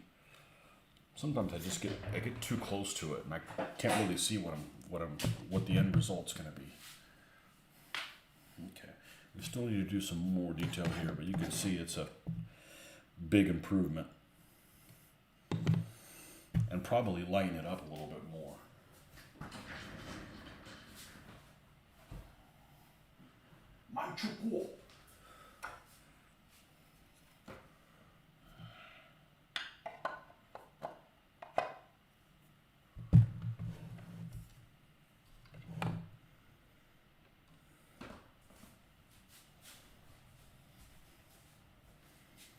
It's looking a little bright for my taste.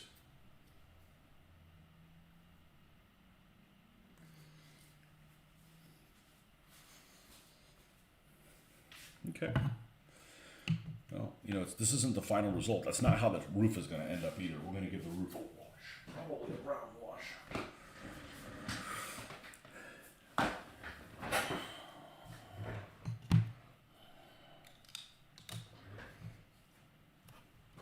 But I want to get everything kind of to the same level before we start washing things. All right, what did we use? We used this.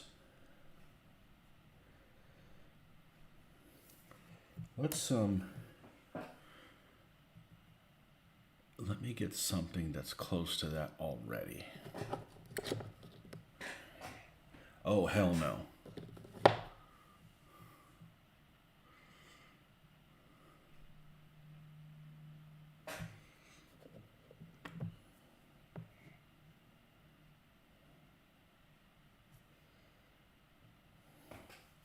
Yeah, I'd rather mix my own. I feel like I got more control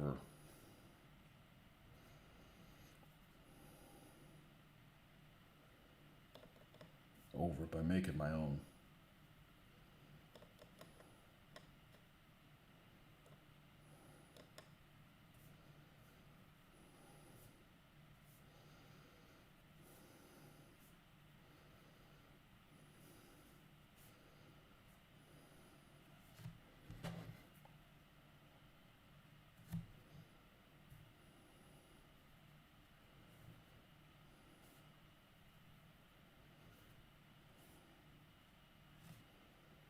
The problem is this ended up dying on me.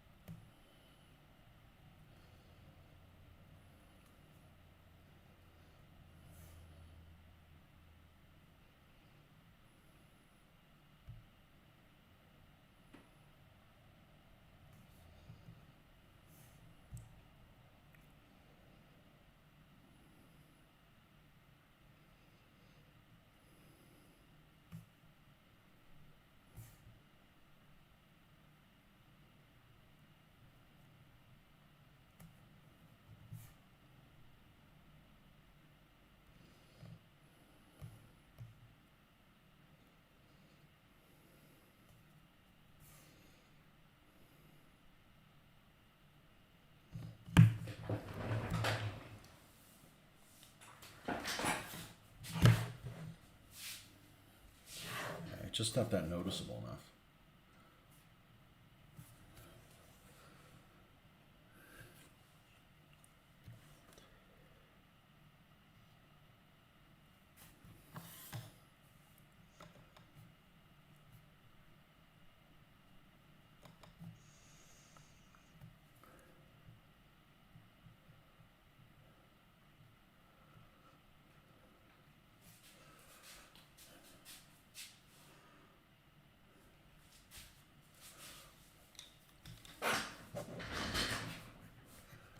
I mean, that floor could be all kinds of different colors. I just want it a little bit more dry out looking.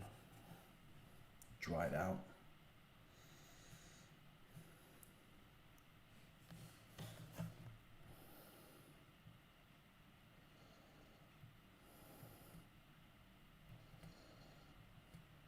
May have to switch to the wet powder for this. I really didn't want to do that. It takes up too much space.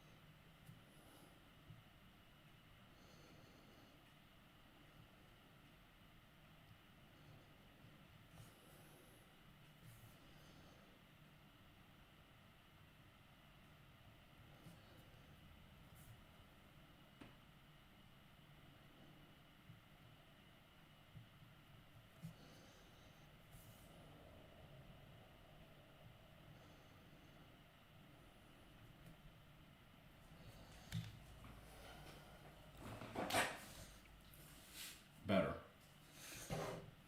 Definitely better. Although it looks different in real life than it does on your video. Doesn't look very good on the video. It looks a little too, yeah, it doesn't look like that. But you'll see it in the picture. It'll look. Let's put this on here and see what we got.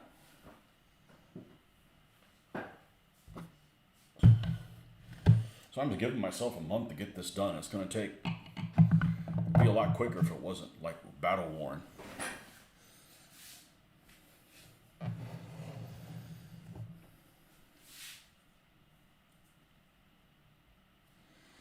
Yeah, it's not bad. It's not bad. It's still going to be tinkered with. I think the roof definitely needs a brown wash. I don't want to get into washes until we're ready to do them all. Well, it's going to look out of place, one of them being washed and the other one's not. All right, let's take this roof off. Move these things down here. Let's start with the cobblestone.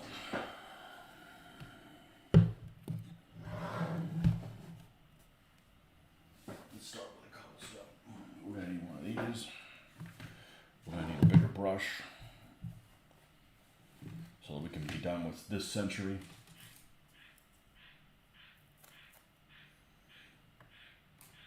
Oh, the frog's back. That one should be fine. Let's see what we got to work with down here. I got lots of this raw umber.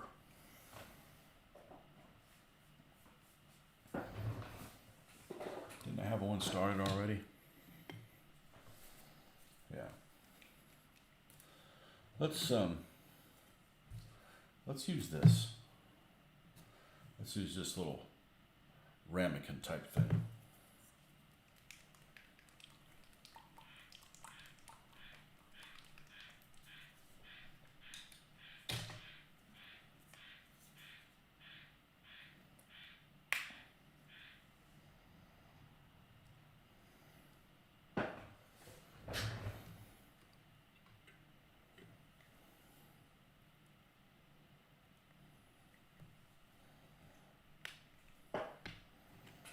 going to add a little bit of, let's see how we're looking here. Let's add a little bit of black to that.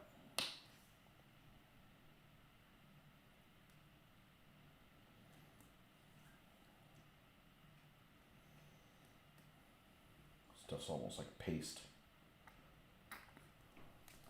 I don't think we need more than that.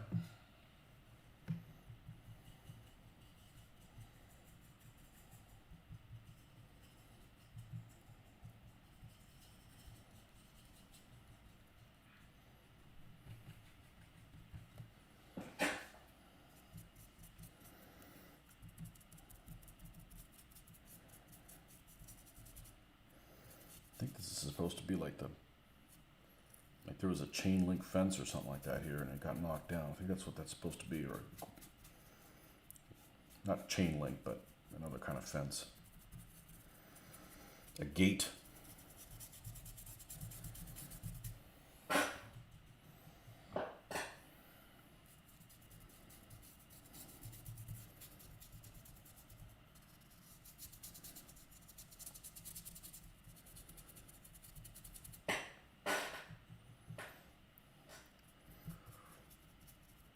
I saw there was a new video by the terrain tutor. I used to watch him all the time, and I don't know if he's still making content or not. I think I caught part of a video where he was like asking for money or whatever. And he's one of these guys, when I started watching him, he's like, I think he quit his job just to do painting and stuff. I think you can do that in a European country because they cover your insurance stuff. You can't do that here. You know, you'd have, if you had any kind of medical bills, you'd be up a creek.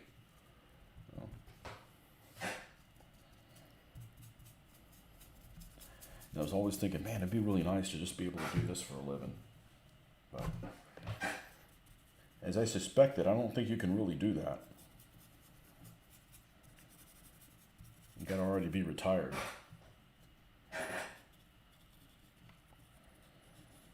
I liked watching his videos. The guy's got a lot of energy. Mr. Ben. Maybe Ben knows since he's from that same island. Talking about the terrain tutor, I saw that he had a new video on. I caught something where he was like having a tough time, but a couple years ago he had, I guess, quit his job just to do the terrain stuff full time. And I'm like, hey, if people could do that, you know, I hope the best for him. I hope it's a profitable thing. So, you know, one day I may be able to do something like that. But I think that's just kind of a fantasy world.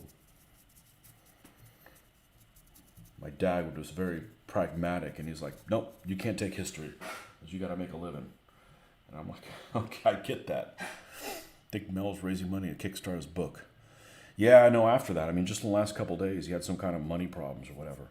I really like watching him. I mean, he had some innovative ideas. Guy's got a shitload of energy. I can understand him without subtitles. He does not mumble. And he has kind of an accent. You know, for those of us that are not from the island. But I had no trouble understanding him. I like watching people with a lot of energy. As opposed to, who's the guy with the super heavy accent? With the earrings, I can't remember. I can't understand him at all.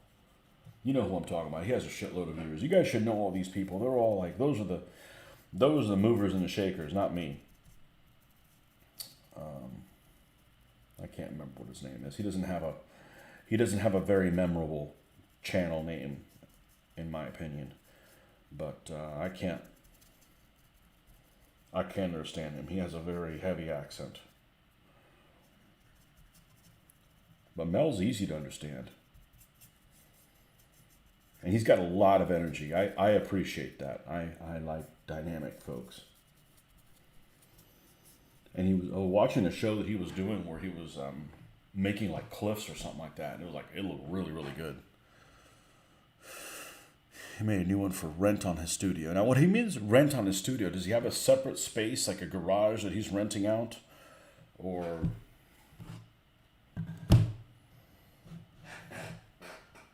yeah, because this is part of my house. I don't have a studio. Oh, one thing I was going to mention, there was and I think I touched on it yesterday and I got sidetracked and forgot about it. You guys probably remember this because this was all over Facebook, if unless you guys don't do Facebook. A couple years ago, this guy in the UK, I don't know where in the UK, he had made his own, and this building kind of reminds me of it, although he made his own standalone little pub in the back of his house. And it was like, I think it was like 10 foot by 10 foot, but I mean, probably the size of this room, but it looked a lot roomier. That ever since I saw that, that's like, man, I would love to have that sometime in my life. You know, of course, the biggest problem with it is, you know, what are you going to name it? And then are you going to make it Irish theme or German theme? I guess you could do Mexican theme too, but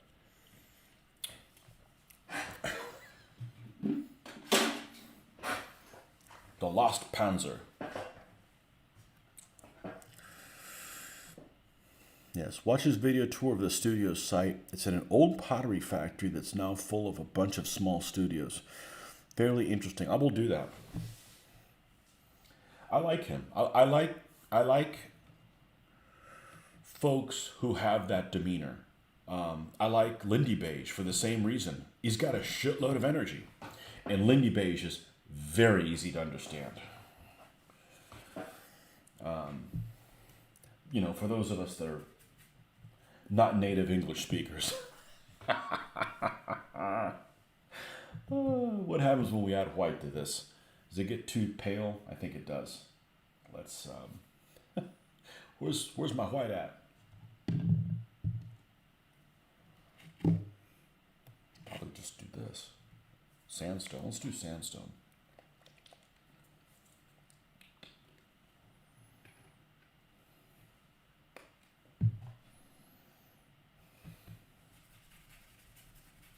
It just turns into freaking gray.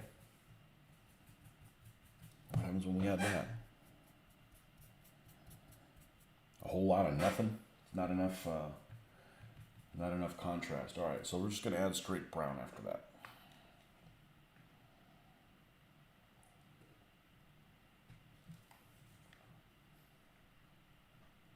Straight brown. Am I allowed to say that this month?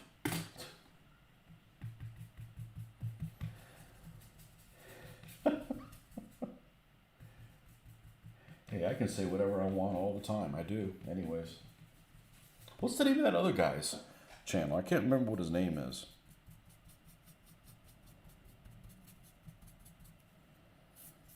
I don't think it's named after him. Or maybe it is.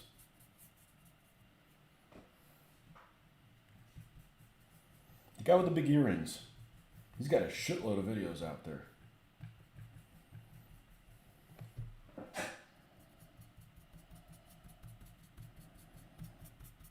Yeah, it's just not it's just not noticeable enough. Need more contrast.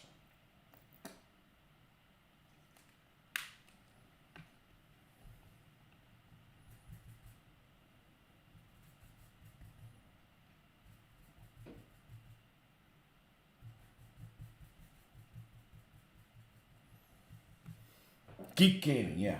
I can't understand him. I just cannot understand him. And he kind of mumbles too. He's got a lot of content. Does better videos than I do. Yeah, I'm not a video guy. I'm just some dumbass painter that figures let's do this so I can stay on track. I don't have a huge media aspirations. It's not important to me.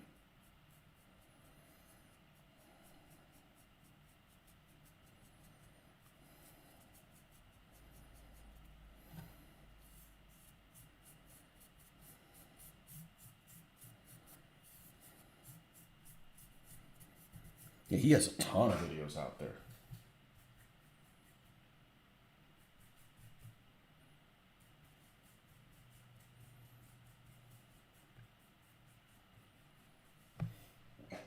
Luke, that's him. Oh, he just retired. Oh, okay.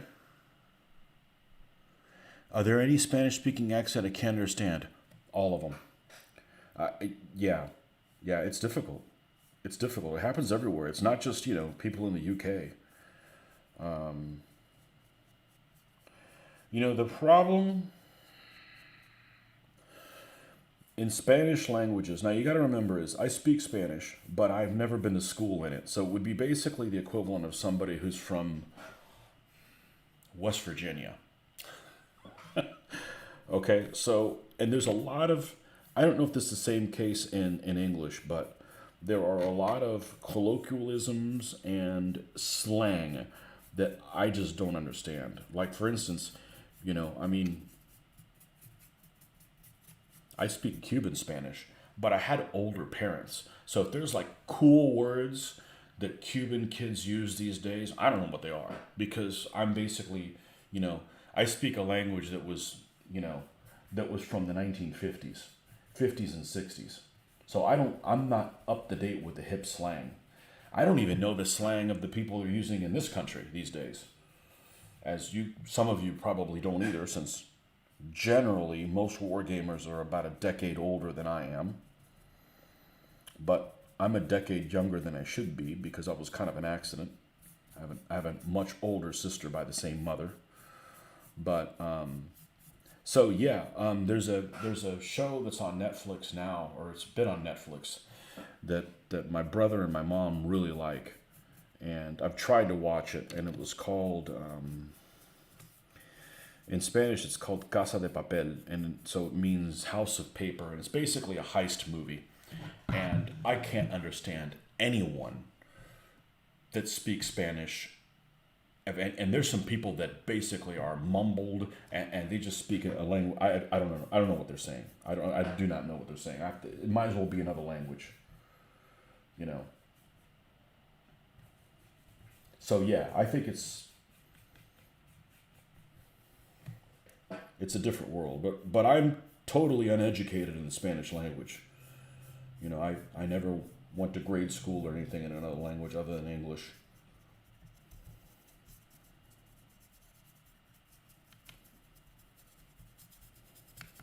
And I could probably read a book to you in Spanish and get most of the pronunciation correct. But some of the words I just don't know what they mean because they're words I don't use. I have a 10-year-old, maybe 12-year-old vocabulary. He ain't far from me either if he's from where I think he is.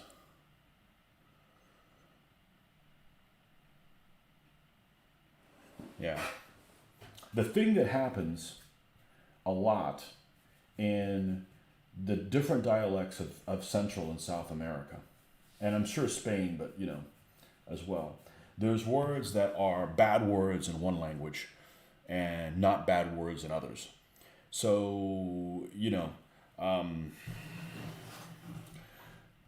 there's things you wouldn't want to scream in a street in one country and you can say in another, if that makes any sense. Kind of like Fanny. Although, ironically, it doesn't necessarily mean the polar opposite side of the other one. Every one of those countries have something that's bad. In Cuban, or at least the Spanish I'm used to, the word you use for bug, like a insect, can be a penis in another language.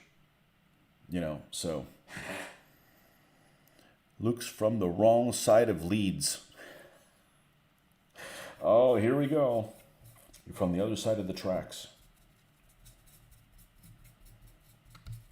Okay, so from somebody across the pond, he has a very heavy accent. Very, very heavy. And it's a couple things. You're not used to hearing it, so you're like, what's he saying? And kind of the thing that really kind of surprising to me as someone who grew up with actors that were not difficult to understand. For me, the most, growing up watching movies as a kid, the English actor that had the most difficult voice to understand, the most difficult accent to understand, is somebody who would speak Cockney. And Cockney is not very difficult to understand by today's standards. So all the other accents that are all around your island, they just didn't get promoted very well outside of your island. Or maybe they did, and it was just programming that wasn't supplied to those of us that are, across the pond. But so you take somebody like, what's his name? Here we go. Always talking about freaking actors I don't think about all the time. No, the guy that I really like, the guy from. You should just have another window open to actors.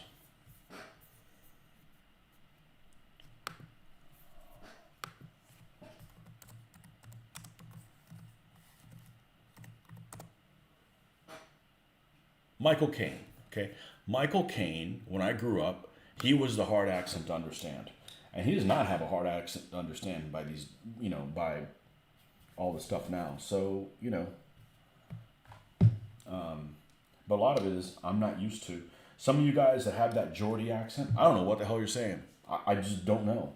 Now, if I spent a month up there, I'd probably do just fine because now I know like, oh, okay, this is the word that you use for this, but there's lots of letters you don't pronounce when you're saying a sentence, and I don't know which ones to leave off and which ones not. So I would have trouble understanding you guys, you blokes.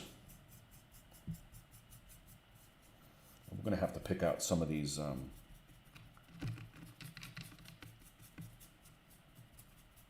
But yeah, the Spanish ones, I don't have a clue. I understand the, Okay, speaking of Australians, I do okay with Australians because I've interacted with some of them, and it's kind of like there's a drawl in there.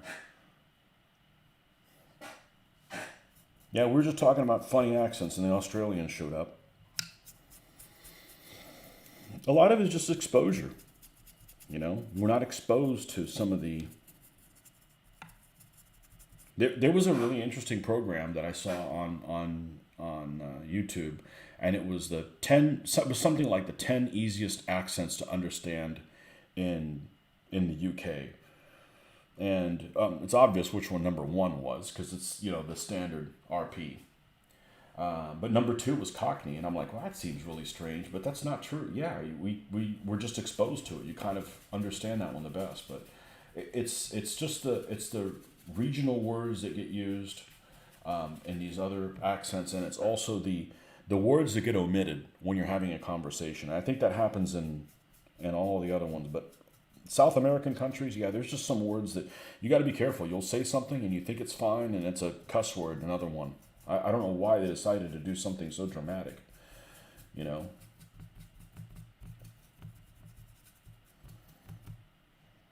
Hey, Greg, is in Australian, is fanny a bad word? Is it the front side or the back side?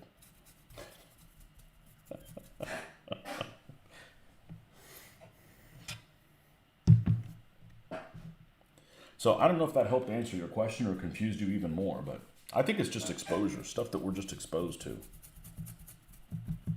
you're not exposed to something, you don't know anything about it.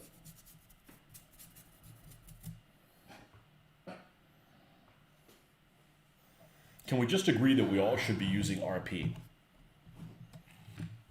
I'd go for that.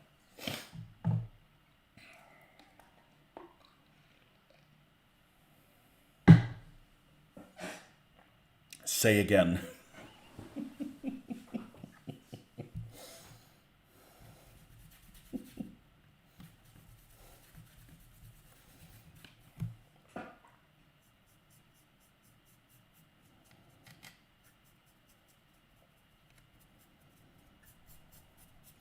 And a lot of it is speed. If you talk slower, it's easier to understand what people are saying. You do have to wonder about people that nickname their genitalia after insects. Yeah. Yeah, I don't know how something so harmless can turn into something so graphic, Yeah. If you're naming your genitalia after insects, it's probably nothing you should flaunt or be very proud of.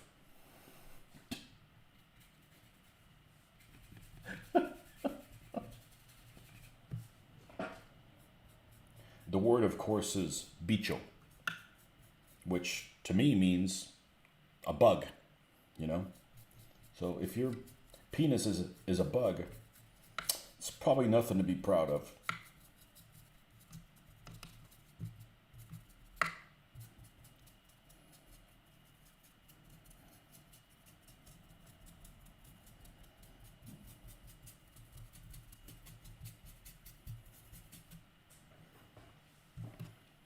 All right, as I like to say, let me step away from this and see what I've done.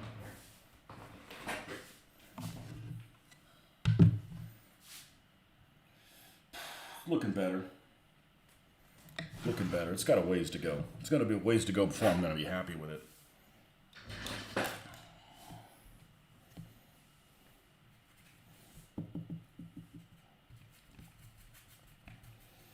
I almost feel sometimes I wish I was using oil paints. Not oil paints, acrylics. I don't want to use oil paints. Oh no, that would be. And we got some stones down here. I don't know what color floor we're going to use for the inside. Probably something that's lighter colored. No. We're on this crazy train.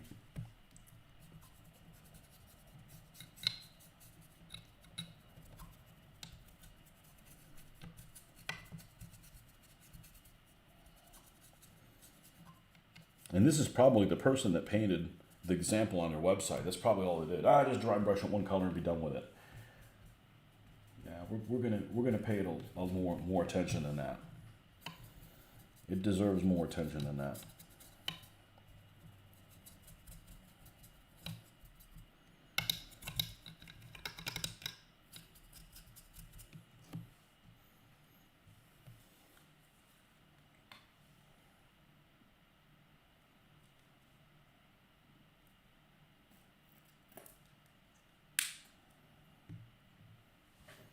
Game of Thrones. You watch Game of Thrones, there's all kinds of accents in there, and some are just very difficult to understand for those of us that are not native English speakers.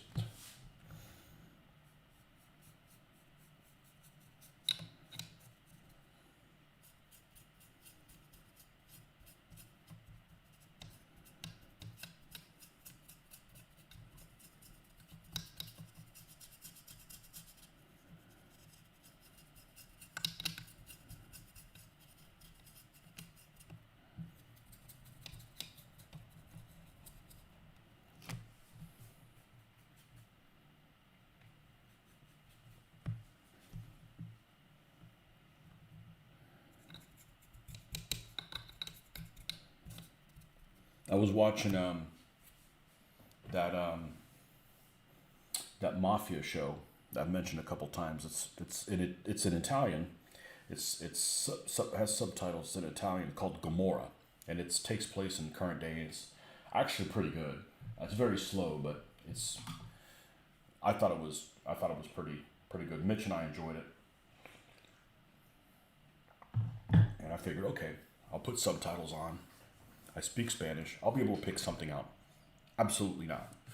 And then I find out that apparently the accent that they're using is not really Italian. It's some other thing, and I'm like, no wonder. I couldn't even pick out one, because I can almost read Italian if I look at it. I know what the hell you're trying to say, but if you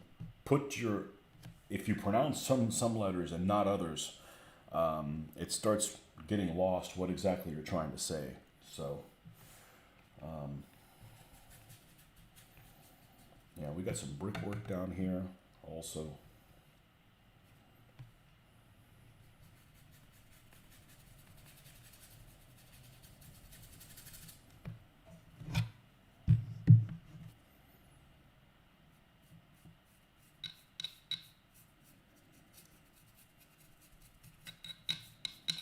The mistake that you sometimes make with dry brushing, and I do this as well, is when I switch to the next color, I don't make it different enough from the first one, so when you dry brush it, it doesn't stand out enough.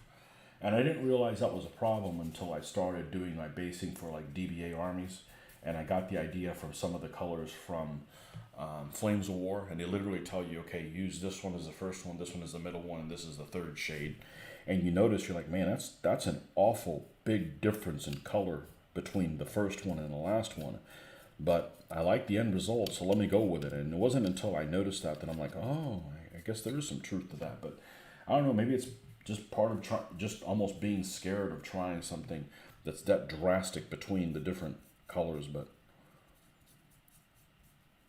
you know, if you'd make them really close to each other, you do all this effort and there's nothing to show for it, and you get frustrated.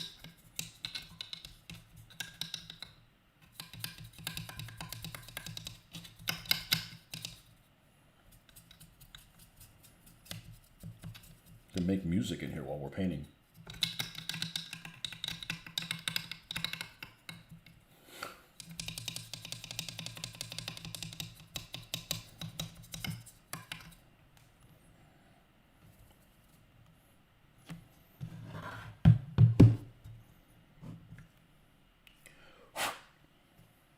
Yeah, nobody's gonna be we won't be doing any fighting in that hallway.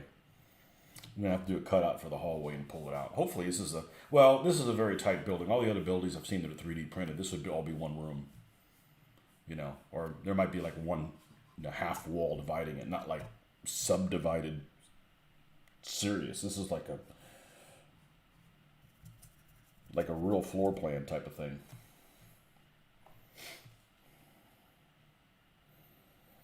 Okay, that's some kind of dirt or something like that.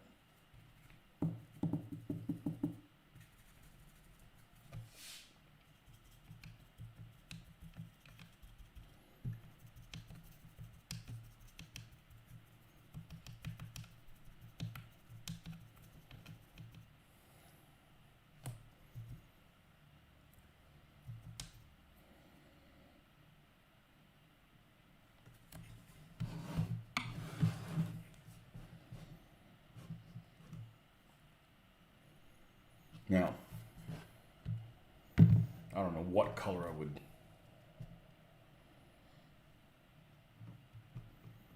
end up doing afterwards on this, but let's do a little test. We're going to take some of this Army Painter Strong Tone, which comes with a free mixing ball, apparently. Let's flip this upside down.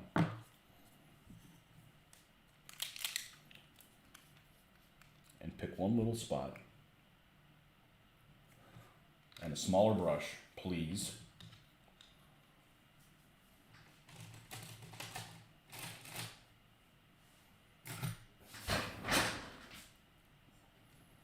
Like this one. This is the right shape.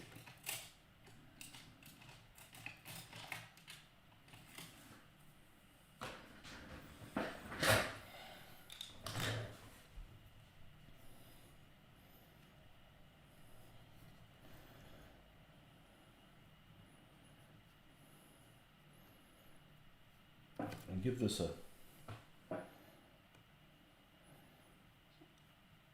just a wash to go over it.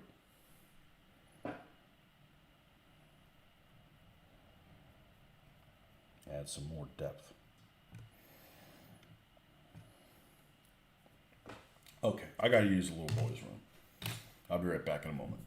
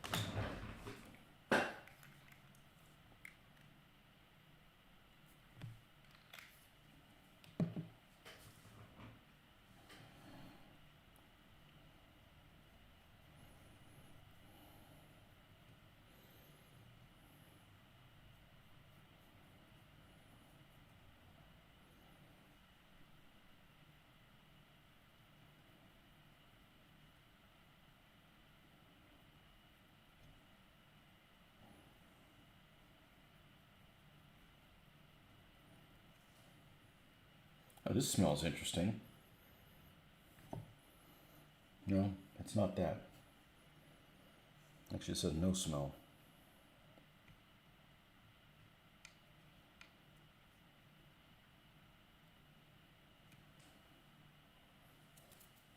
A hair from a cheap brush.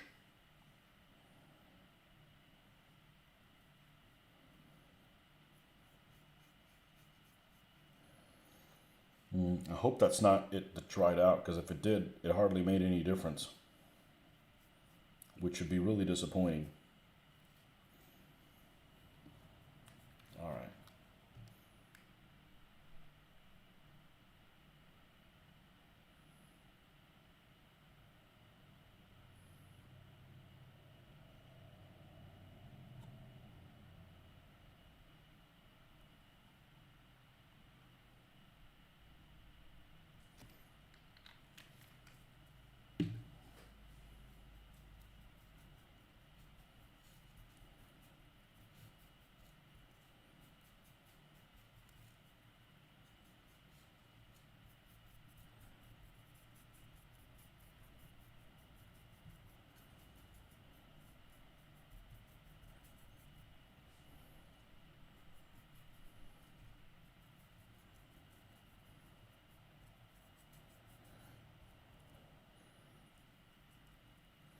Something that smells like house paint.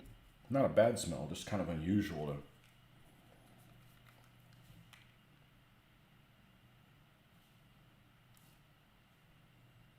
I need to use more than this then. Well, if I like this, I may have to get the 10, although the 10s are kind of a pain to close up.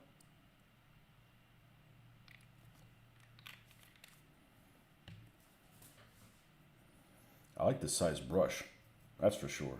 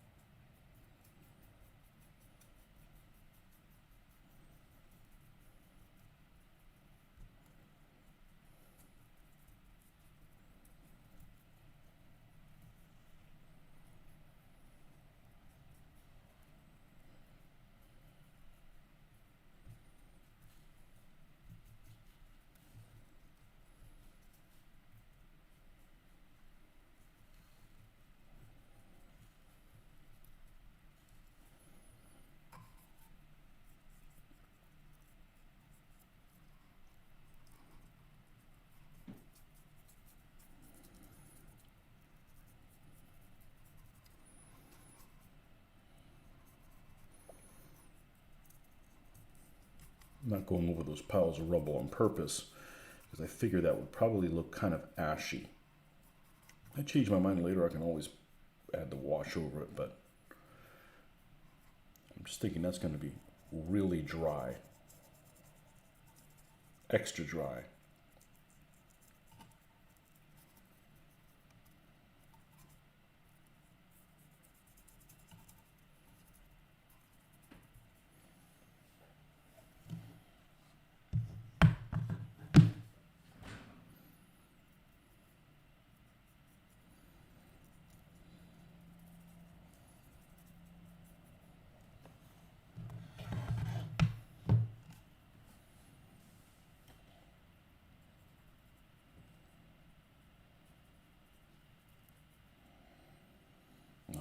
I really like how it's looking here. I just hope it dries that same way.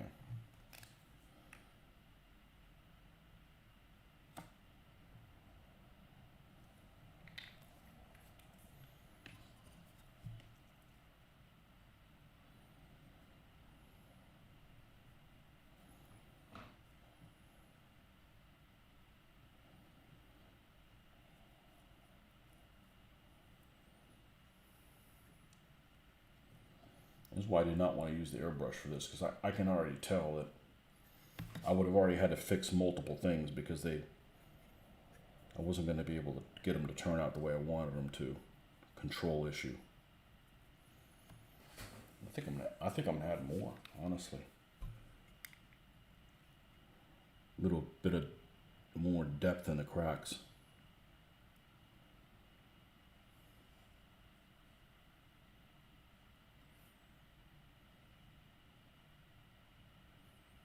This stuff looks like it is behaving a lot better than Agrax, by the way. It's less sticky. Agrax, the last iteration of it, it was very, very sticky. Yeah, so I want to leave this dark in these crevices, especially like here. There's a significant joint in between those two.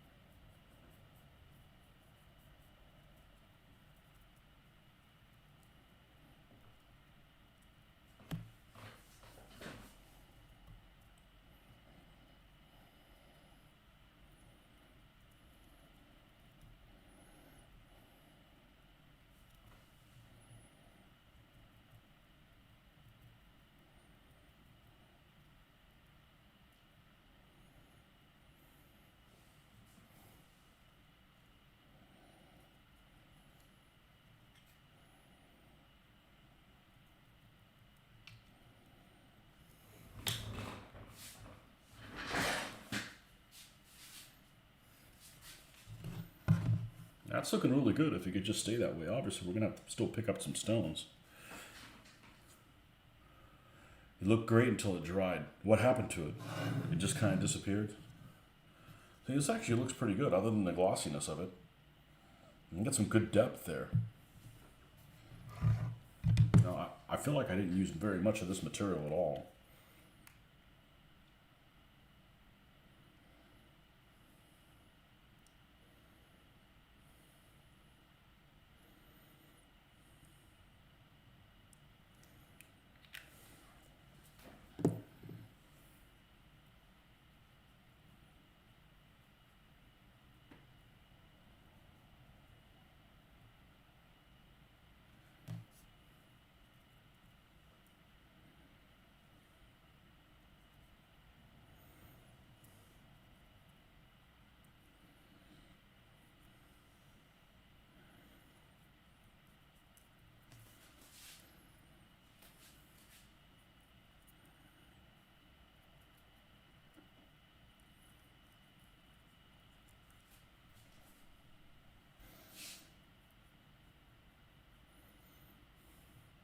I can tell you the inside is, I'm going to wait for this to dry before I make that decision for sure, but the inside's going to need this as well.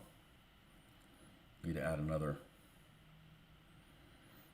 I fully believe in using black as the primer and then dry brushing up and using washes. You got to add all these little depths.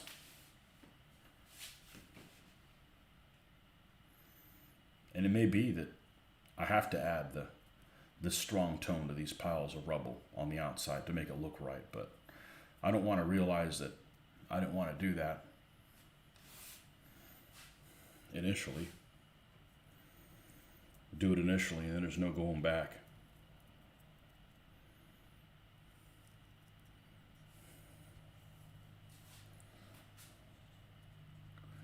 Yeah. Which color did you use? Soft tone. Yeah, this is strong tone, I think. Yeah. Somebody said this was equivalent to the Agrax, so I took their word for it. But this is definitely behaving better than the Agrax. The Agrax is awfully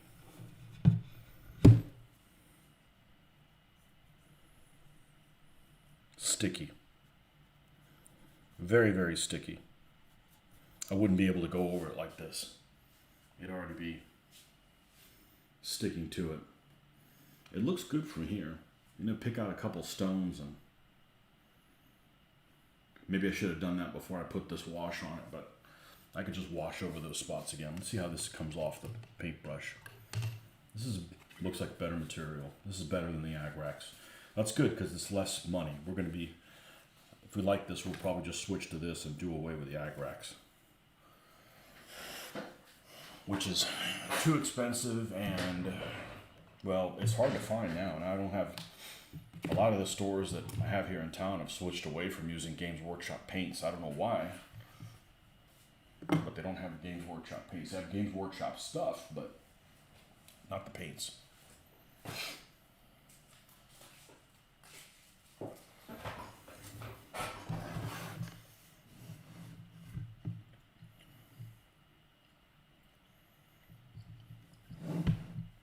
I don't know how long it's going to take to dry.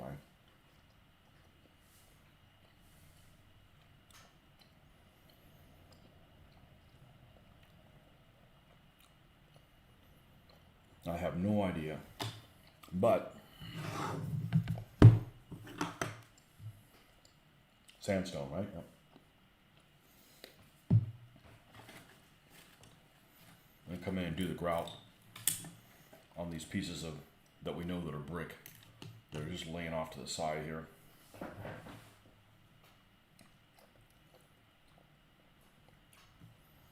So it'll match the other brick that we used around the house.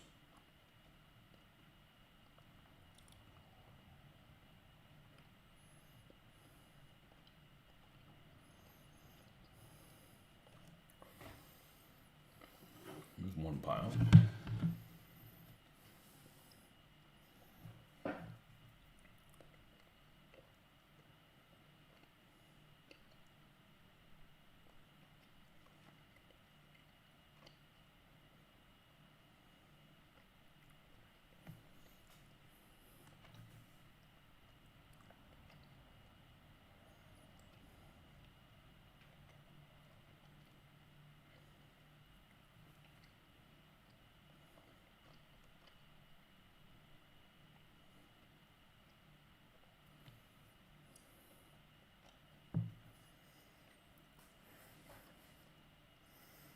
Few alternative to Agrax.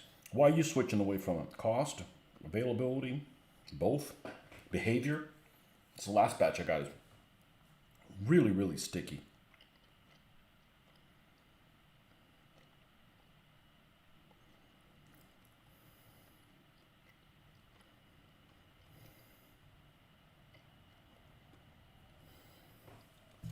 Obviously we're going to paint over the little bricks there, but this one's bigger. This is almost seems like it's a roof tile stuff.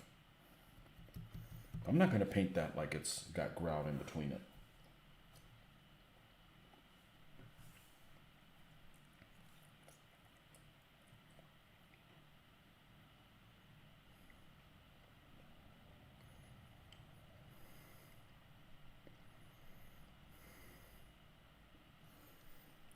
Cost. Yeah, they just got really expensive with their stuff.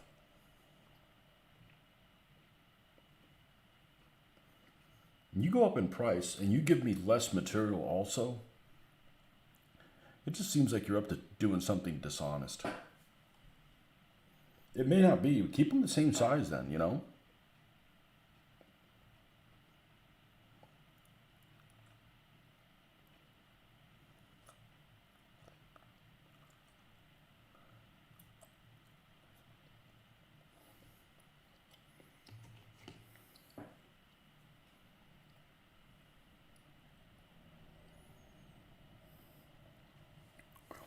Okay, Greg, thanks for stopping by, man.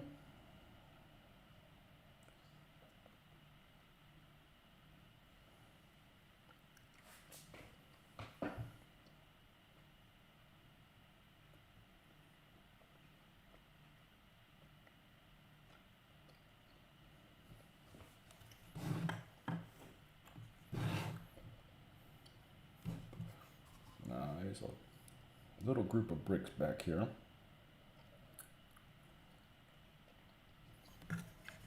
Hanging out. Another one here.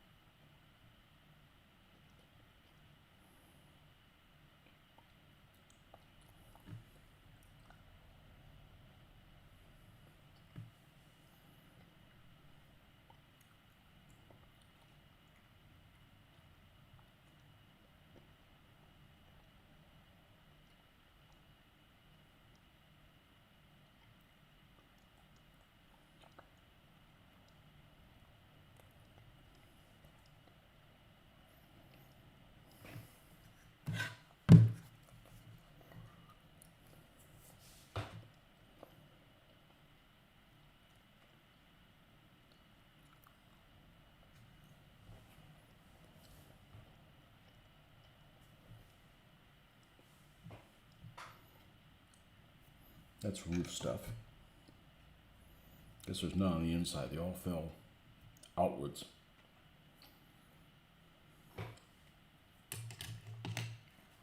I'm gonna brush this relatively small. This one.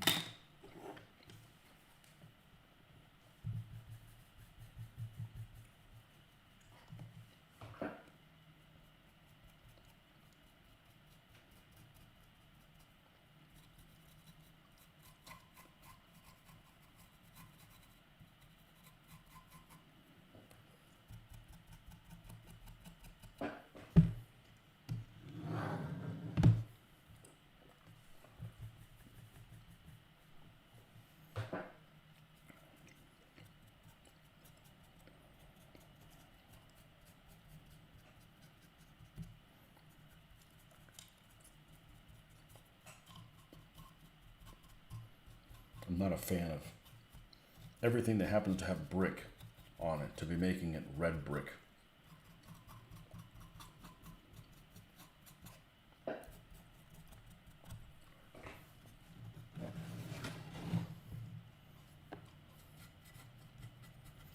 It's like introducing a new color that doesn't belong.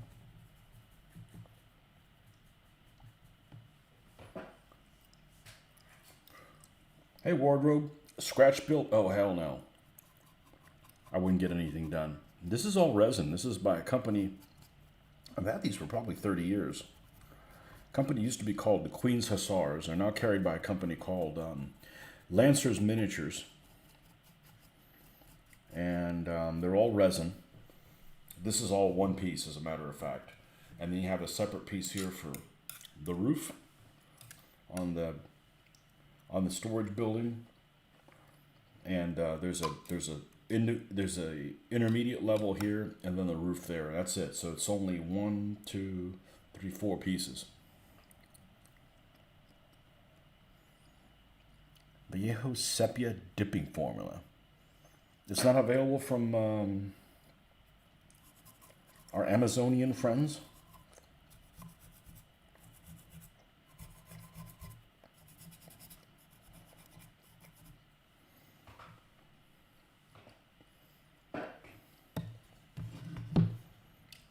The one that drives me crazy and I can't keep straight is AK. Sometimes it's AK, and sometimes it's MiG, sometimes it's MiG ammo, sometimes it's like, holy crap, and there's so much overlap of this material is the same as the other one. And I mean, I like their products. I like their paint really the best for airbrushing because I don't have to touch it. It's already pre-thinned. But it drives me crazy trying to figure out who's what, you know. Even Vallejo was simple. You know, I had almost all the colors, then they added the game color. Like, all right, keep track of that. Now they reformulated some of them. Like, oh my god, I just can't. I have an app on my phone that's called Paint Rack, I think is what it is. And when I get something new, I put it in there. But still, I have more colors than I really should have. I don't use most of them. But well, I don't know how long this is going to take to dry. It's still kind of percolating, so to speak. I think I'm going to have to step away from this thing and let it dry, because the next thing I want to do is add some detail to the cobblestone. But if it stayed this color, I'd probably be fine with it. Obviously, we'll pick out some stones, a few of them.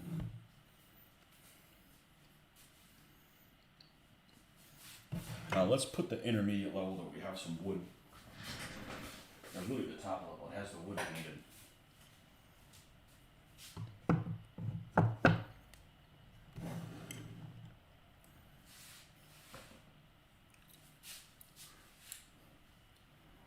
It looks alright.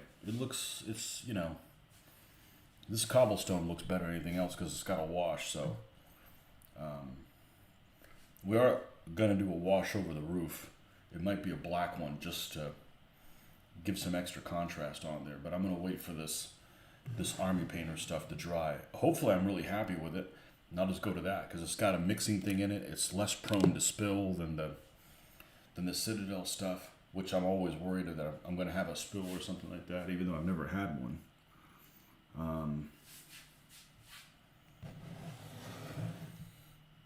Yeah, this Joker is heavy. This Joker is heavy, so I think having some tufts of some weeds and just a few of them in a couple places will help a lot too. Reason I've hesitated on 20 millimeter terrain significant in size. Well, it depends what you want to use it for.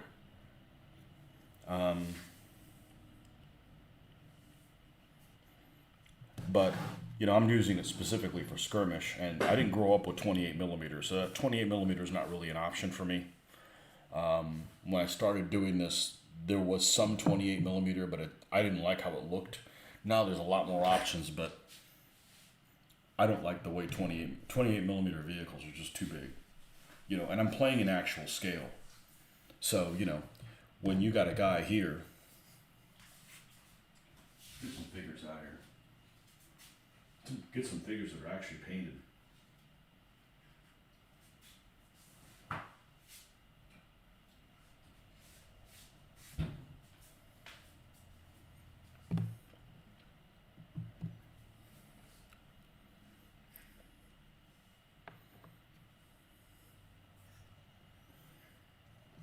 Assuming they're able to, here, let's just put them there. Now they're able to see each other.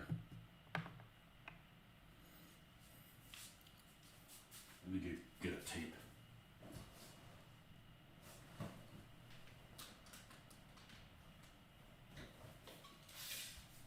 Oh, it's not metric? F that. I hate it. I hate partitions of an inch. Here we go.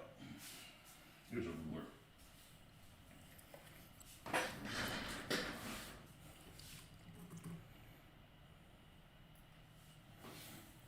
So basically the scale of the game is an inch is 2 meters. What I used to do is a meter is a centimeter. So it'll condense just a tiny little bit. So you could just look at this and go, okay, they're 17 meters away or whatever, and do it that way. So it's all actual scale. Because if you use some condensed thing, then this isn't really a house. It's almost like a village. Because if you condense it at all, then you know you would have multiple houses in there. But I wanna play. You see what you get, and you certainly can throw a grenade in there and stuff like that. So, but anyways, we're gonna let this dry. Actually, looks a lot better once you put figures on it.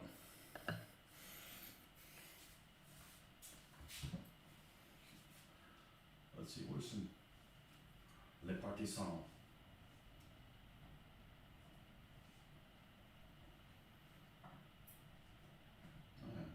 Moved them all away.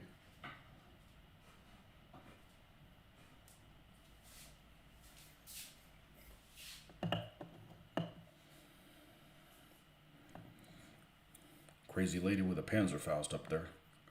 We got more stuff to paint, but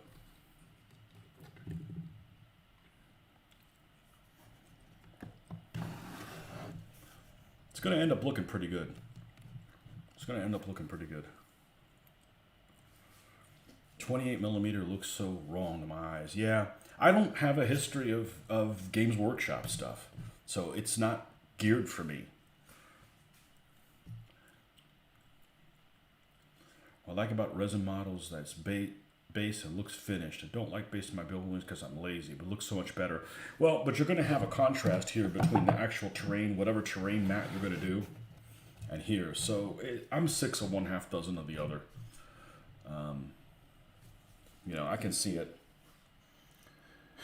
be either way, but there you have it. So we're going to let this dry, and we'll probably come back to it today. But thanks for stopping by, folks. We'll see you guys on the next one.